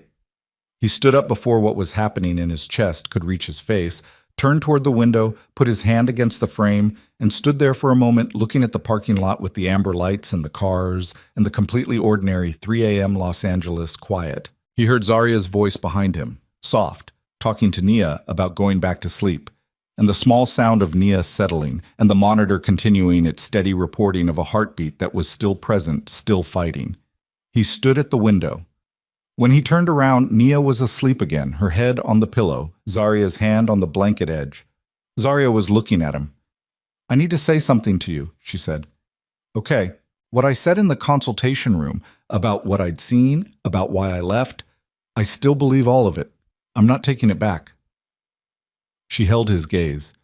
"But I've been sitting here for the last hour watching you, and She stopped, started differently. I have spent 3 years being certain that bringing you into their lives was the worst thing I could do for them. And tonight, you. She pressed her hand over her mouth briefly. Kai and Amara are safe because of you. Nia is safe because of you, and I don't know what to do with that. You don't have to do anything with it tonight, he said. She looked at him. Who was it? Inside your organization. He told her. She went very still. 9 years, she said. Yes. And you didn't know? No. He said it without flinching. I didn't know. That's the truth of it. She was quiet for a long moment. He could see her thinking, working through the implications, the architecture of it. What it meant that someone that close, that long-standing, had been compromised. What it meant for the structure he'd built. What it meant for whatever came next. Is it over? She said. The Serrano situation. Is tonight the end of it? He looked at her steadily. No. Tonight was a move. They'll regroup. They'll try something else. He paused. This doesn't end until I end it. That's how this kind of conflict works. She absorbed this with her hands in her lap and her eyes on the blanket edge. So it's not over, she said. Not yet. But it will be. Yes. He said it with the specific quality of certainty that wasn't bravado. It was operational clarity, the statement of a man who had resolved things before and knew his own capabilities without embellishment. It will be. She looked up at him. And the transplant, Nia's procedure. Starts in 2 days, as scheduled. I spoke to Marsh. The hospital administration will confirm in the morning. Nothing about tonight changes that. Something moved across her face. Not relief, exactly. She was too careful with relief at this point to let it come clean. But the beginning of something. The tentative opening of a door she'd been holding shut. I gave you their names, she said quietly. Kai and Naya and Amara. I didn't give them your name. I told myself it was to protect them. She looked at Nia. But I think part of it was, I think I was afraid that if they had your name, they'd be real. You'd be real. And what I'd done would be... She stopped. Harder to justify. He moved to the chair. He sat in it, across from her, and he put his elbows on his knees and he looked at his hands for a moment and then looked at her. Zaria, he said, I'm not going to tell you I forgive you, because forgiveness isn't what this is. This is, we have 3 children. One of them is sick, and in 2 days I'm going to start a medical procedure that might help her get better. The other 2 are somewhere safe right now because you trusted me enough to let me get them out. He looked at her directly. That's what we have. We can build from that, or we can spend the next several years being angry at each other. But I know which one of those options I want. She held his gaze for a long time. The transplant might not work, she said. Not a challenge, just the raw fact of it, the one she'd been living with for weeks. I know. 62% is not a guarantee. I know. And if it doesn't, then we deal with that, he said. Together, we deal with it. He paused. You're not doing any of this alone. That's done. Whatever comes next, you're not doing it alone. She looked at him for a long time. Then she looked at the broken door. Then she looked back at him with an expression that contained, underneath everything, underneath the fear and the exhaustion and the 3 years and the terrible events of the past hour, something that had not gone away even when she ran. Something that had been there when she'd told the nurse he was kind, something she probably didn't want him to see yet. He saw it. He didn't say anything about it. He just sat in the chair. The door's broken, she said. I know. They're going to need to move us to another room. In the morning. The kids' drawings are probably going to be different in the other room. He looked at her. Probably. She looked at the broken door with the cracked frame and the paint fractures and the long night sitting on the other side of it and said very quietly, Yunjae, I'm scared. I know, he said. Me too. She looked at him sharply, like the admission surprised her. He met her eyes and didn't take it back, because it was the truth. And he was going to give her the truth from now on, regardless of what it cost him. He was scared. He was scared in a way he hadn't been since before he'd learned to convert fear into operational fuel. Because the thing you were afraid of losing had to be something worth losing, and for the past 3 years, he hadn't had anything that qualified. Now he had 3 children and a broken door and a transplant starting in 2 days, and a betrayal 9 years deep that was going to require resolution. And the Serrano family was going to regroup, and somewhere in a vehicle in the parking lot was a man he'd trusted for 9 years who had given his daughter's existence to people who wanted him dead. He sat in the chair. He waited for morning.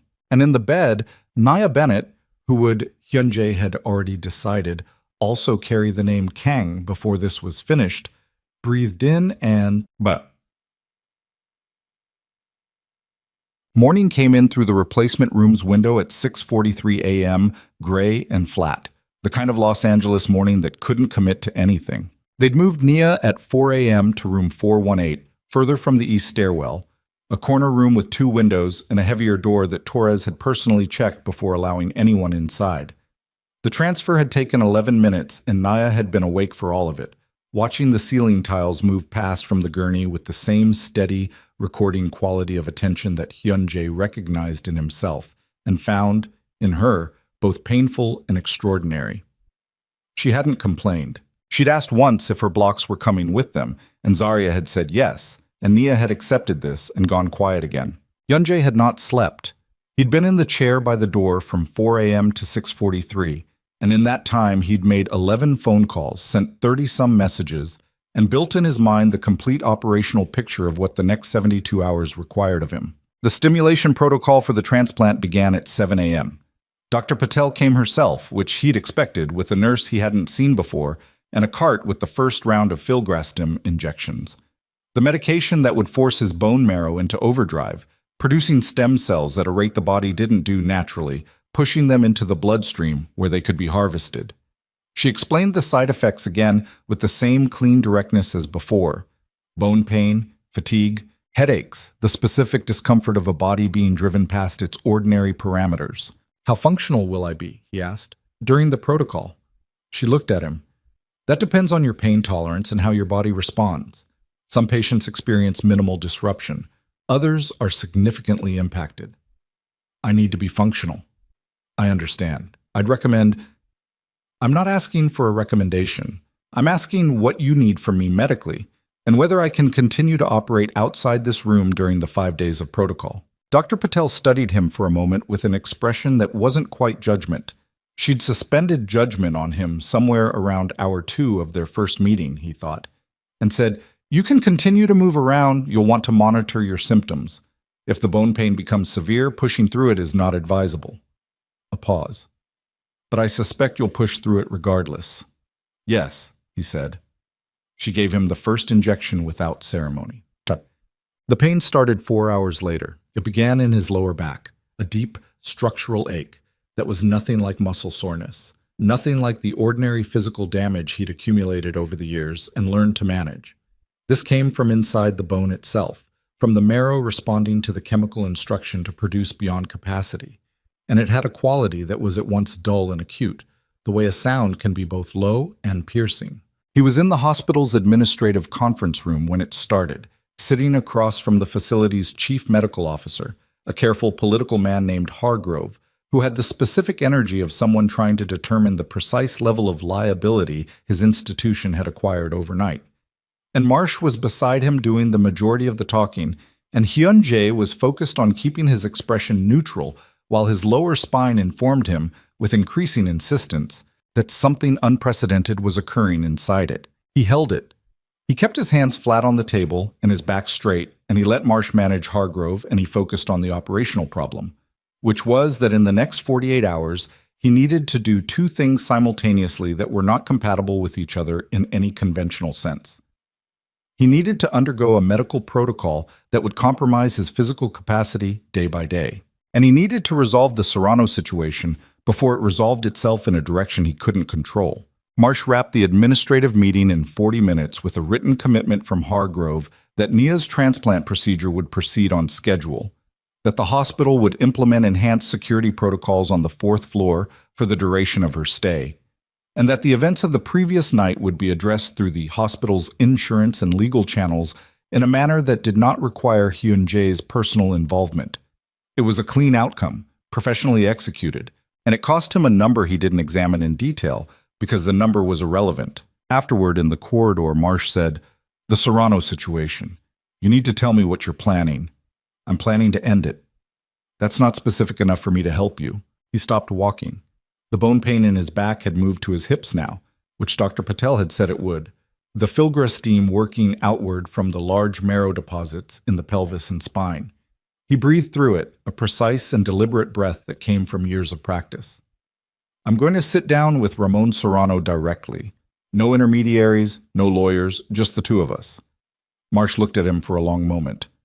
And if he refuses? He won't. How do you know? Because I'm going to make him understand that the alternative to sitting down with me is considerably worse than sitting down with me. He started walking again. Arrange it for tonight. I want a neutral location, not his territory, not mine.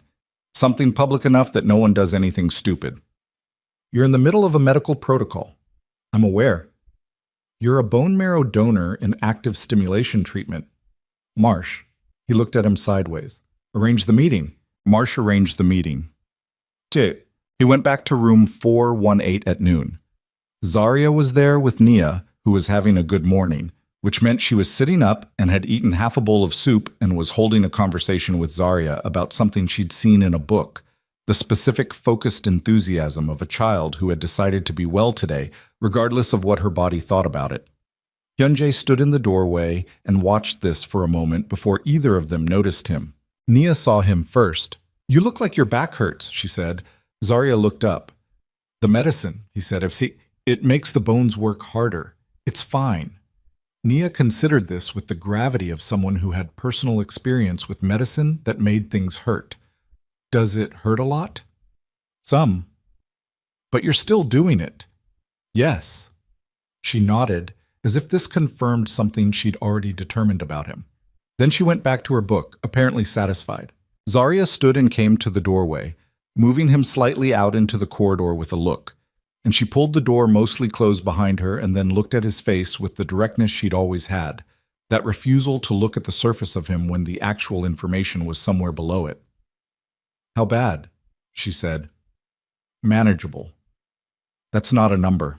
It doesn't need to be a number. It's manageable. He looked at her. The twins are good. Torres confirmed this morning. They're at the secure location. Delia is with them. Kai has apparently constructed something architectural with the toys that Delia described as structurally ambitious. Something moved across her face, relief and grief at the same time. That specific combination of a mother who needed her children where she could see them and understood why she couldn't. How much longer do they need to be there? Tonight. I'm meeting with the Serrano family head tonight. After that meeting, the situation changes. She stared at him. You're meeting Ramon Serrano? Yes. She gestured at him at the general fact of his current medical condition. The timing isn't ideal, he said, but the timing is what it is. Hyunjae, if I don't resolve this tonight, it doesn't get resolved on my terms. It gets resolved on his, and his terms involve continuing to look for openings, and the biggest opening available to him is the one he already knows about, which is the 4 floors above us. He held her gaze. I'm not going to let that sit open. Not while she's here. She pressed her lips together, looking at him with an expression that he was starting to be able to read more clearly. The layered thing it was, the anger and the fear, and the thing underneath both that she was still not naming. Come back, she said. Just that. I will. I'm not... She stopped. Tried again. I'm not asking you to promise me something operational. I don't know what's going to happen in that meeting, and neither do you. I'm just... She looked at the floor for a moment. Come back. That's all. He looked at her for a long moment. I'll come back, he said. The meeting was at a steakhouse in Culver City that stayed open until midnight and had a private dining room in the back that the owner, a Guatemalan-American man named Felix, who owed Hyunjae a favor from 4 years ago, made available without questions. Torres and Reyes were outside. The 2 men Serrano brought were outside also, which was the agreed condition. Principals only, no weapons inside the room. Hyunjae had a weapon inside the room regardless, in an ankle holster, because he was not an idealist. Ramon Serrano was 53, thick through the shoulders, with the specific quality of a man who had started in violence and graduated to administration without losing the muscle memory of the former. He had silver in his hair and a face that was simultaneously open and completely closed, the kind of face that had learned to present as readable while giving nothing away. He was already seated when Hyun-jae came in, which was a positioning choice. You sit first, you own the room. Hyun-jae noted it and sat across from him without comment. For a moment, neither of them spoke.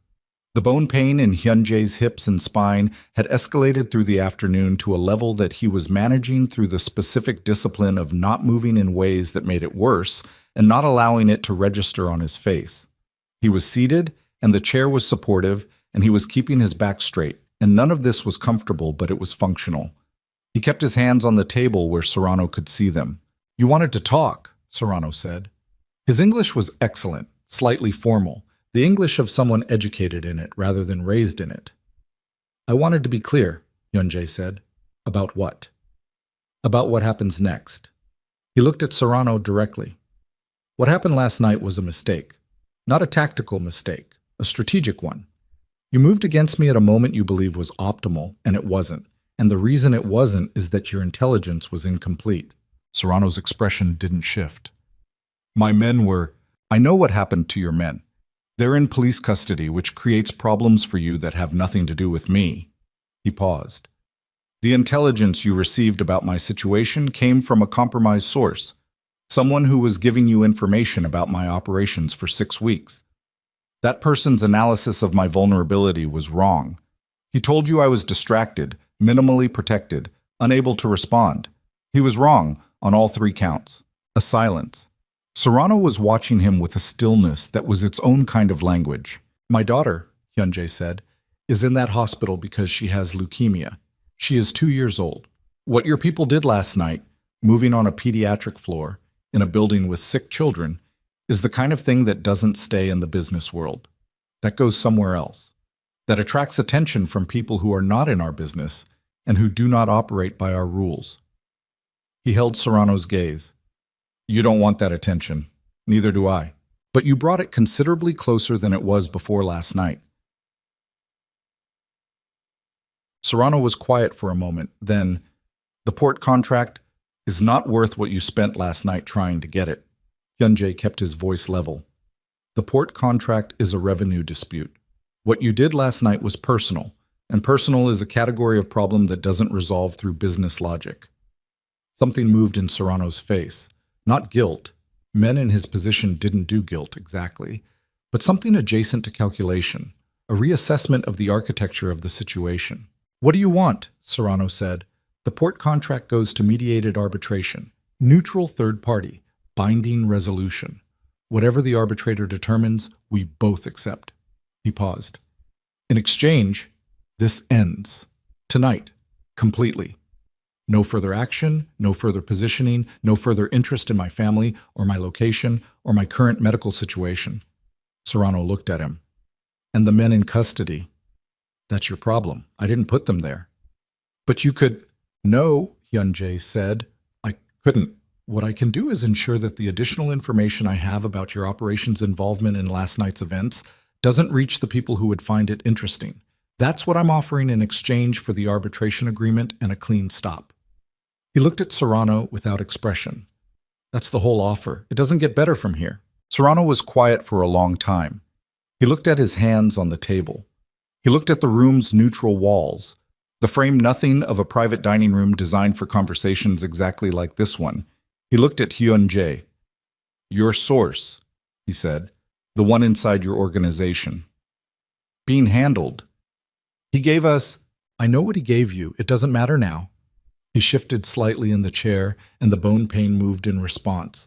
A sharp, deep reminder that his body was doing something extraordinary right now, that every hour he sat in this chair, instead of lying flat in a hospital bed, was an hour he was taking from himself. He breathed through it. "Do we have an agreement?" Serrano looked at him for a long time. "Your daughter," he said, finally. "She'll recover." It wasn't a question, exactly. It was something between a question and a statement, with a quality to it that Hyun-jae recognized. The specific tone of a man who had children himself and was drawing a line, belatedly, around what last night had actually meant. "I intend for her to recover," Hyun-jae said. Serrano nodded, once, slowly. Arbitration, he said. And a clean stop. Yes. I'll need 48 hours to pull everyone back. You have 24. Serrano looked at him again. Then he reached across the table and his hand was there, flat, palm down. Not a handshake exactly, more the placement of a hand that said the conversation was concluded in the particular way that certain conversations concluded. Hyun-jae put his hand over it briefly, removed it. They stood simultaneously, the way men in their world stood at the end of things that were decided. No lingering, no pleasantries. The meeting over the moment the business was over. Serrano left first. Hyun-jae stood at the table alone for a moment, his hand on the back of the chair, breathing deliberately through the pain in his hips and back that had been sitting at a level 7 for the past 2 hours and was not improving with sitting upright in a restaurant chair for 40 minutes. Torres came in 30 seconds after Serrano's men left. Clean, Torres said, meaning the exchange outside had been clean, no incidents, everyone departing in the expected directions. Good! He straightened up carefully, the deliberate movement of someone managing a body that was currently unreliable. Get me back to the hospital. Torres looked at him with the professionally neutral expression that meant he was noticing something he wasn't going to comment on unless asked. You need to stop somewhere first. Medical attention? Hospital, Hyun-jae said. Meridian General. Torres didn't argue. He held the door. Spatske. He was back at room 418 by 11 p.m. The corridor was quiet. The fourth floor had the particular late-night hospital stillness that was different from actual quiet, layered with the sound of monitors and distant PA announcements and the soft movement of the night shift. The additional security Marsh had arranged was visible at the elevator bank and the stairwell doors, which he noted and assessed as adequate. He stopped outside room 418. Through the glass panel, he could see the room in low light. Nia sleeping, the monitor's green steadiness, and Zarya in the chair. Not asleep. Looking at the door, she'd been waiting for him. He went inside. She looked at his face when he came in, and he knew she could read it. The pain was harder to manage now, moving through his thighs and his lower back with a grinding insistence that was past the level he could fully contain behind expression. He was also tired in a way that the previous night's non-sleep and the morning's meetings had compounded into something structural. Done, he said. She looked at him. Done how? Arbitration on the port contract, clean stop on the rest. 24 hours for him to pull back. He came to the second chair. The room had 2. He had ensured that, some logistical arrangement Marsh had made, and sat in it carefully, in the way that revealed more than he wanted it to. It's done. She watched him sit. How bad is the pain? I've had worse. That's not... Zarya. He looked at her. I'm fine. The protocol is working. Dr. Patel said the early pain response is actually an indicator of strong marrow output, which is what we want. She looked at him for a long time, and in the low light of room 418, with Naya breathing steadily in the bed between them, something in Zarya's expression shifted from the wariness that had been present since the first moment in the corridor, since before that. Since the moment he'd stepped into her field of vision and her body had gone rigid with recognition and fear, into something that wasn't quite peace, but was adjacent to it. The beginning of peace, the shape of it. Kai asked about you again, she said. When I called to check in, he asked when the quiet man was coming back. He looked at his hands. What did you tell him? He said. I told him soon. She paused. I told him the quiet man is your father, and he's coming back soon. The room was very still. He looked at her. She looked at him with clear eyes, with the specific clarity of someone who has made a decision that cost something significant and has made it anyway. Okay, he said. Just that. She nodded. Outside the window, Los Angeles was doing what it did, existing at the scale of a city that didn't stop for private moments, that ran its traffic and its lights and its particular grinding beauty, regardless of what was being decided in the rooms above it. He could see the glow of it against the sky, the ambient light of a place that never went fully dark. He was going to sit in this chair until morning. He was going to be here when Dr. Patel came for the second round of injections.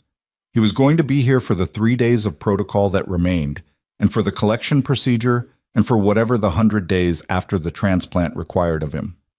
He was going to be in this building, and then he was going to be wherever Naya and Kai and Amara were. And that was a fixed point now, an operational constant that nothing upstream was going to move. His phone vibrated. He looked at the screen.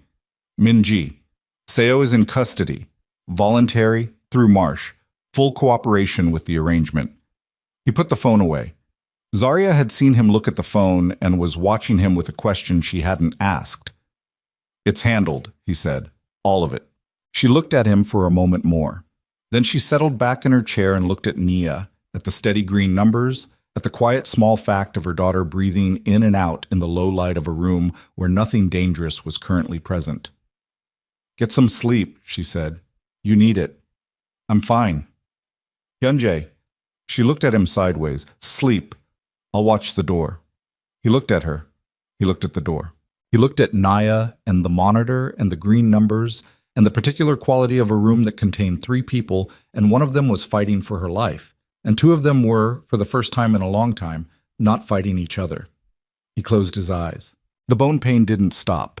It sat in his hips and his spine like something grinding and continuous, and he breathed through it with the slow, deliberate rhythm of a man who had decided that the body's objections were noted and overruled, and somewhere in the grinding of it, he felt the chair against his back and the low sounds of the hospital going about its work, and Zarya's presence across from him, real, present, not a city he couldn't find, and the monitor's steady green reporting of a heartbeat that was... He slept for 4 hours and 20 minutes, which was more than he'd slept in the previous 3 days combined. When he woke, the room was different in the specific way rooms are different when the light has shifted.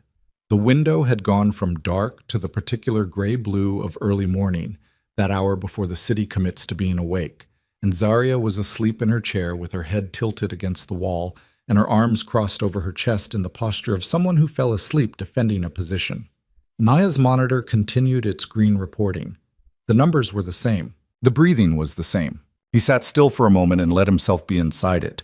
The room, the quiet, the fact of his daughter 8 feet away, and the mother of his children 5 feet to his left, and the bone pain that had, somewhere in the 4 hours of unconsciousness, reorganized itself from a sharp, grinding presence into something duller and more pervasive. The kind of pain that tells you it's settling in for the duration rather than trying to get your attention. Day 3 of the stimulation protocol. 2 more days before collection. He stood carefully, which woke Zarya. She came to alertness fast, the way people do when they've been sleeping in a state of sustained vigilance, and looked at him, and then at Naya, and then at the window, taking inventory. "How long?" she said. 4 hours. Maybe a little more. She looked at his face with the diagnostic focus she'd developed over the past 3 days, reading him for pain level the way Dr. Patel read charts. The pain's different, deeper, less acute. He rolled his left shoulder carefully. "It's fine." She didn't argue with it, which meant she was choosing her battles, which was something new. 3 days ago, she would have argued with it on principle. He noted the change without remarking on it. "The twins are coming back today," she said. It wasn't a question. Torres had confirmed the previous night that with the Serrano situation resolved and the 24-hour withdrawal window closing, the secure location was no longer necessary. "This afternoon," he said. "Seo's car is gone. Torres is bringing them himself." She nodded. She looked at Nia. "She had a good night. I checked with the nurse at 3. Her numbers are..." She stopped, reworked the sentence. "They're not worse, which is what we're working with right now." "Not worse is enough," he said. "For right now, not worse is enough." She looked at him. "You sound like Dr. Patel." "She's right about most things." A pause between them, the kind that had begun to feel different over the past 72 hours, less like the silence of 2 people who didn't know what to say, and more like the silence of 2 people who were allowing themselves to be in the same room without the armor of constant speech. "I want to say something," Zarya said. She was looking at her hands. "And I need you to let me finish before you respond." "Okay. I've been thinking about what I told you in the consultation room, about why I left. And I've been thinking about whether, if I'd made a different choice 3 years ago, if I'd stayed and told you and tried to build something that included all of this, She gestured, a small motion that encompassed the room, the hospital, the whole architecture of the situation. I don't know that it would have been better. I genuinely don't. I think what I was afraid of was real. I think the risk was real. She paused. But I also know that Nia has been fighting this for 8 months, and I've been doing it alone, and there were a lot of moments, where I was so tired I couldn't. She stopped. Her jaw worked for a second. I needed someone, and I had no one, because I made sure of it. I made sure I had no one because I was afraid of the specific someone I'd left. She finally looked up at him. I'm not asking you to tell me I was wrong. I wanted to say that I know what the choice cost, both of us. He sat with it for a moment, let it settle. 3 years ago, he said carefully, if you'd told me about the children, I don't know what I would have changed. You were right about that. In the consultation room, I wouldn't have walked away from the business. Not immediately, maybe not for a long time. He paused. But I want you to know something. The version of me that's been sitting in this chair for the past 3 days. That's not a new version. That's the same one. The same person who was looking for you for 2 years. The capacity for this was always there. He looked at Nia. I just didn't have the reason to show it yet. Zarya looked at him for a long time. I know, she said. Quiet. That's the part that's been the hardest to sit with. The collection procedure happened on day 6. Dr. Patel had scheduled it for 7 in the morning, and the preparation began the night before. Final blood work, confirmation of the stem cell count in his peripheral blood, the specific technical assessment of whether his body had produced what Nia needed in the quantity required. The numbers came back at 11 p.m. on day 5, and Dr. Patel came to room 418 herself, which had become her habit, and told them both that the yield was exceptional. His body had responded to the protocol at the high end of the response range. The collection would proceed at full capacity. He'd spent day 5 and the evening of day 5 increasingly unable to pretend that the bone pain was manageable in the way he'd been managing it. It had reached a level that required active, deliberate processing, not hiding exactly, but the sustained application of attention to keeping it from consuming the bandwidth he needed for other things. Zarya had watched him through day 5 without saying much, bringing him water when he forgot to drink it, making sure he ate, none of which she announced or performed. She simply did it, the way you do things for someone you've stopped pretending you're indifferent to. The twins had come back on day 4 afternoon, as Torres had confirmed they would. Kai had walked into room 418 with the specific purposeful energy of a small person who had been somewhere unfamiliar and was now returning to the primary source. And he'd gone directly to Nia's bed and stood beside it and said her name, and Nia had opened her eyes and said his name back. And the sound of that exchange, 2 children, siblings, the simple transactional fact of each other's presence confirmed, hit Hyunjae somewhere behind the sternum that he hadn't known was accessible. Kai had then turned and looked at him and said, "You stayed." "I stayed," Hyunjae said. Kai had accepted this and gone to investigate the room's second window with the thoroughness of a small architectural assessor. Amara had gone directly to Zarya and stayed there for most of the afternoon, which he understood and didn't take personally. He was new. Amara was cautious with new. He'd watched her from across the room, this small, serious girl who had her mother's caution and what he was beginning to recognize as her own particular intelligence, and he'd given her the space she needed and waited, because waiting was something he was capable of when the thing worth waiting for was clear. On the evening of day 5, while Zarya was in the corridor with Kai and Amara, the playroom had become a reliable resource for the hours when Nia was sleeping and the twins needed to be somewhere that wasn't a hospital room. Nia had been awake and quiet, and Hyunjae had been in the chair beside her bed, and she'd said, without preamble, in the particular way she had of beginning conversations as if they'd already been in progress, "Does it hurt? What you're doing for me?" He'd looked at her. He could have said no. The calculation for saying no was clear. She was 2 years old. She didn't need the weight of knowing the answer. Protection of children from difficult truths was a coherent principle. He'd looked at her and seen her mother's directness looking back at him, and he'd decided that this child was owed the same quality of honesty that her mother had eventually received. "Some," he said. She'd looked at him with those dark, steady eyes. "But you're still doing it." "Yes." "Because you're my dad," she said. The word arrived without warning and without ceremony. She said it with the clean simplicity of a child who had been told a true thing and had organized it into her understanding of the world without drama. Zarya had told her, at some point in the past 4 days, he didn't know exactly when, didn't know what words she'd used, and Nia had taken the information and placed it into her world where it belonged, and now she was stating it the way she stated other true things, as a given. He'd sat very still for a moment. "Yes," he said, "because I'm your dad."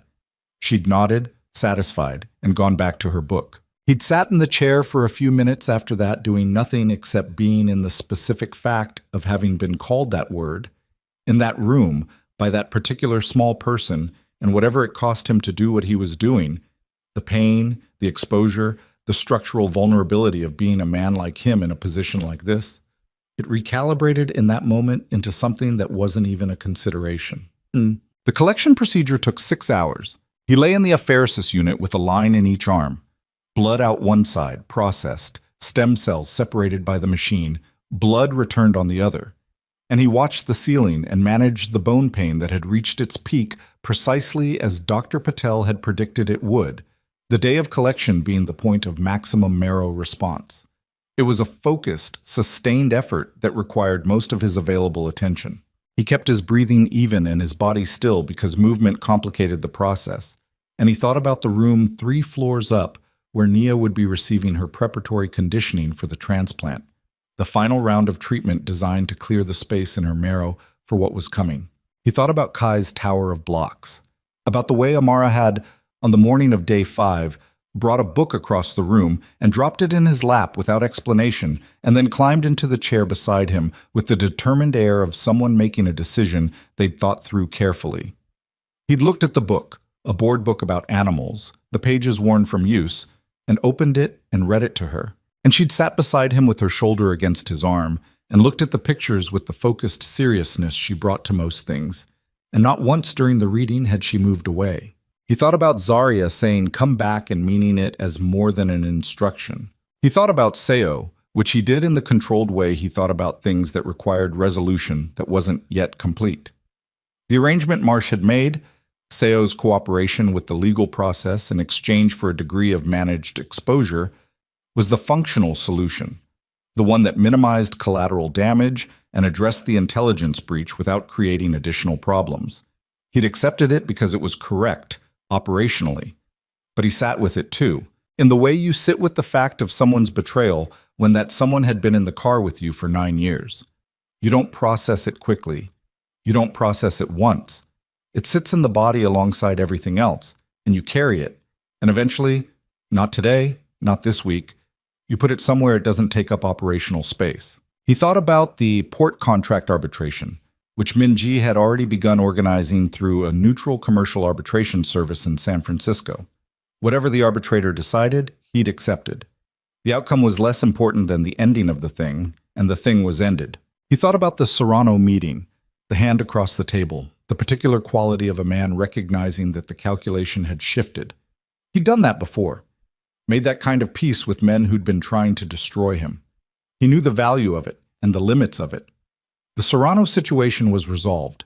Not forgiven, that wasn't a category that applied, but resolved, done, closed. The machine beside him continued its work. He lay still and breathed and let it. Dr. Patel delivered the stem cells to Nia's room at 4:17 p.m. The transplant itself, the actual infusion of the collected cells into Nia's bloodstream, where they would travel to her bone marrow and either take hold and begin producing healthy cells or not, took less time than the collection. It was administered through her central line, a process that looked from the outside like almost nothing. A bag of pale fluid, a line, a pump, numbers on a monitor. Zarya sat on the bed beside Nia, holding her hand, and Hyunjae stood near the window. He'd been told to rest, had agreed and not rested, had instead come directly from the apheresis unit to room 418 because there was nowhere else he was going to be for this. And Nia had watched the bag with the alert interest she brought to most things, and asked Dr. Patel if it was going to hurt. "You might feel a little cold," Dr. Patel said. "That's normal." Nia had accepted this, looked at the window, looked at Hyunjae, and said, "It's like a trade." He looked at her. What is? You give me yours, and then I get better. She considered this with the gravity of a small person working through a logical sequence. And then you stop hurting. He looked at her for a moment. Something like that, he said. She nodded and went back to watching the bag. He stood at the window and looked at Los Angeles in the late afternoon light, which was finally doing what Los Angeles light was supposed to do. Gold and warm, and coming in at an angle that made everything it touched look briefly like it was worth more than it was. The city spread out below, its ordinary chaos, its indifferent beauty, the millions of lives happening simultaneously in every direction. He'd spent 12 years building a structure that gave him control over a significant portion of what moved through this city. The goods, the money, the invisible architecture of supply and connection that ran beneath the visible one. He'd told himself, in the periods when he examined the choices he'd made, that the structure was a means to an end, that the end was security, and that security was what he'd been building toward since the years before Los Angeles, when he'd understood that the world offered you two positions, controlling or controlled, and had made his choice. He still believed that, functionally. He believed it less cleanly now.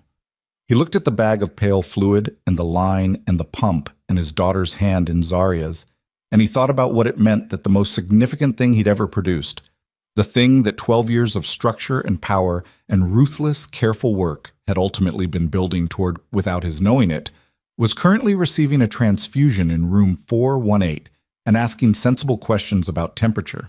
He thought about what Minji had said to him on the phone 2 nights ago, after the meeting with Serrano, after everything. She'd said, "You're different." He told her he wasn't. She'd said, "You will be. Whether you know it yet or not, you will be." He stood at the window and watched the light, and thought that Minji was probably right about most things too. The 100 days after a bone marrow transplant were called the critical window, and they were exactly that, a period during which the transplanted cells either engrafted or didn't, during which the body either accepted the foreign biology or rejected it, during which every fever and every blood result and every small change in the patient's condition was either a sign that the graft was taking hold or a sign that it wasn't. He stayed in Los Angeles for all of it. He moved operations. Minji ran the day-to-day from the Wilshire office, which she was entirely capable of doing. She had been, in honesty, capable of doing it for some time, and the degree to which he'd been present in the operational details was partly necessity and partly the particular habit of a man who trusted the structure he'd built more than he trusted anyone else's capacity to maintain it. He began to revise that. Not entirely.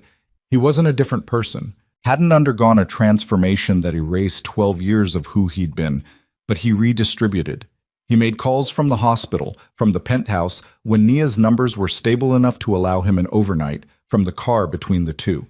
He arranged for the legal documentation of paternity to be filed. Marsh handled it with the same quiet efficiency he handled everything, and Hyun-jae reviewed the documents himself, line by line, because these were not documents he was delegating the understanding of. Kai, Nia, and Amara Kang. He looked at the names in their legal form and didn't feel what he'd expected to feel, which was something large and declarative.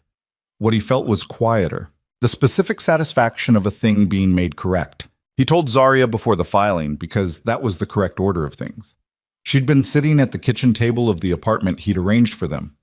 A 2-bedroom in Brentwood, walking distance from the hospital, the lease under a name that wasn't his but whose payments were his, and she'd looked at the documents and then looked at him and said, "You didn't have to ask me.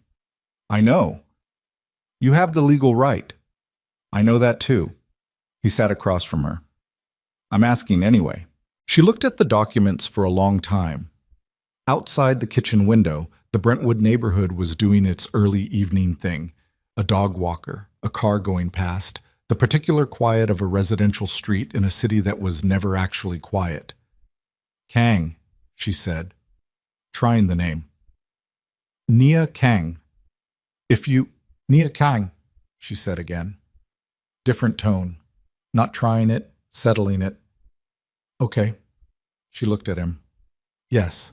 He signed the documents that evening, and Marsh filed them the following morning. On day 47, Dr. Patel came to the apartment. She didn't usually come to the apartment. Her contact had been through the hospital and through phone calls. and her presence at the door at 10 in the morning with a tablet in her hand and an expression that Hyun-jae, answering the door, could not immediately read, stopped something in his chest. Zarya appeared from the hallway behind him, reading his stillness. Dr. Patel looked at them both. "The latest bone marrow biopsy results," she said. "I wanted to deliver them in person." A pause. The pause that contained everything. "The graft is taken. Full engraftment. Nia's marrow is producing healthy cells. Her blast count is negligible." She looked at them.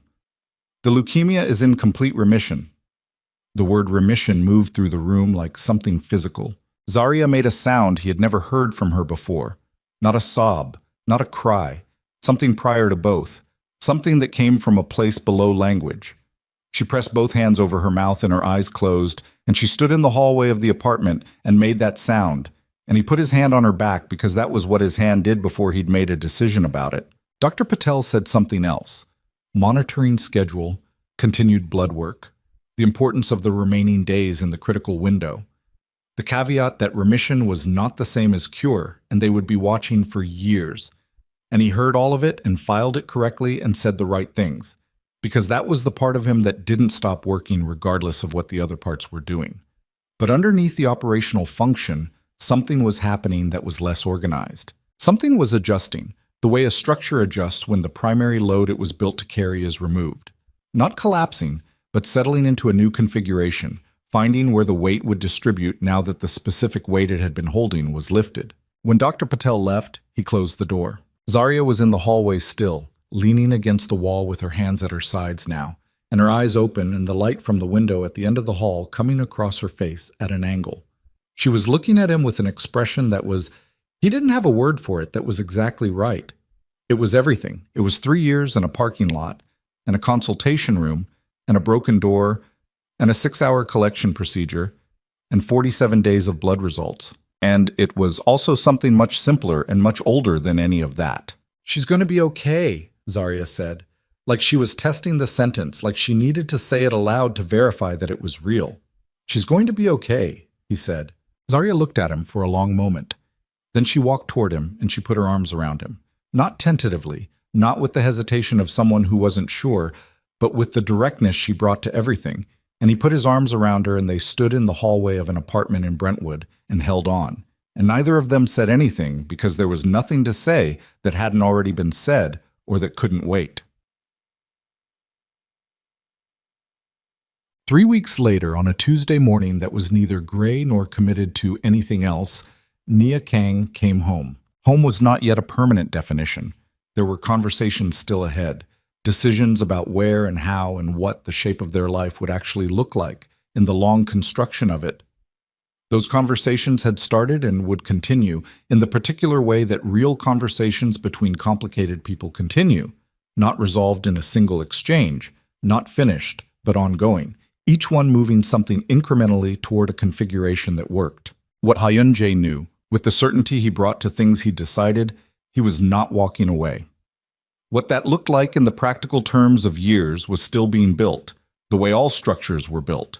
One decision at a time, with attention to what was holding and what needed reinforcement. He was changing the business, not abandoning it. He was not naive about what that meant, what it cost, what it left exposed, but restructuring it systematically towards something with less exposure and less operational violence and more of the legitimate infrastructure that had always been the cleaner end of what he'd built. It would take time. Minji said 3 years minimum to complete the transition to something that didn't require the parts he was removing. He'd told her to move at the pace that didn't create new problems while solving existing ones, and she'd said, with the particular Minji dryness, "So, carefully." And he'd said yes, carefully. He wasn't a different person. He knew that. The capacity for the things he was capable of didn't leave because he wanted it to. It was structural. It was 12 years deep and more. It was who he was in the places that didn't change with circumstance. Zarya knew that. She'd said it to him, plainly, on a night when the twins were asleep, and Nia's latest blood work had come back clean, and they'd been sitting at the kitchen table with the remains of a meal neither of them had been particularly hungry for. "You're still you," she'd said. "Yes. I know that. I'm not..." She'd looked at her hands. I'm not expecting you to be someone else. I stopped expecting that a long time ago. Then what are you expecting? He'd said. She'd looked at him. I'm expecting you to show up, same way you've been showing up. That's it. That's what I need. She'd paused. Can you do that? Yes, he'd said, without hesitation, without qualification. I can do that. She'd looked at him for a moment longer, with the assessing directness that was one of the things about her that had never changed. And then she'd said, okay? And that had been that. The Tuesday that Nia came home, the weather had finally decided to be what Los Angeles weather was supposed to be. Warm and clear, the light coming in clean, and the sky doing its particular blue that you couldn't replicate anywhere else. The color of a place that was occasionally, on the right morning, worth all of what it cost to be in it. Kai and Amara were already at the apartment when Torres brought Nia in from the hospital van.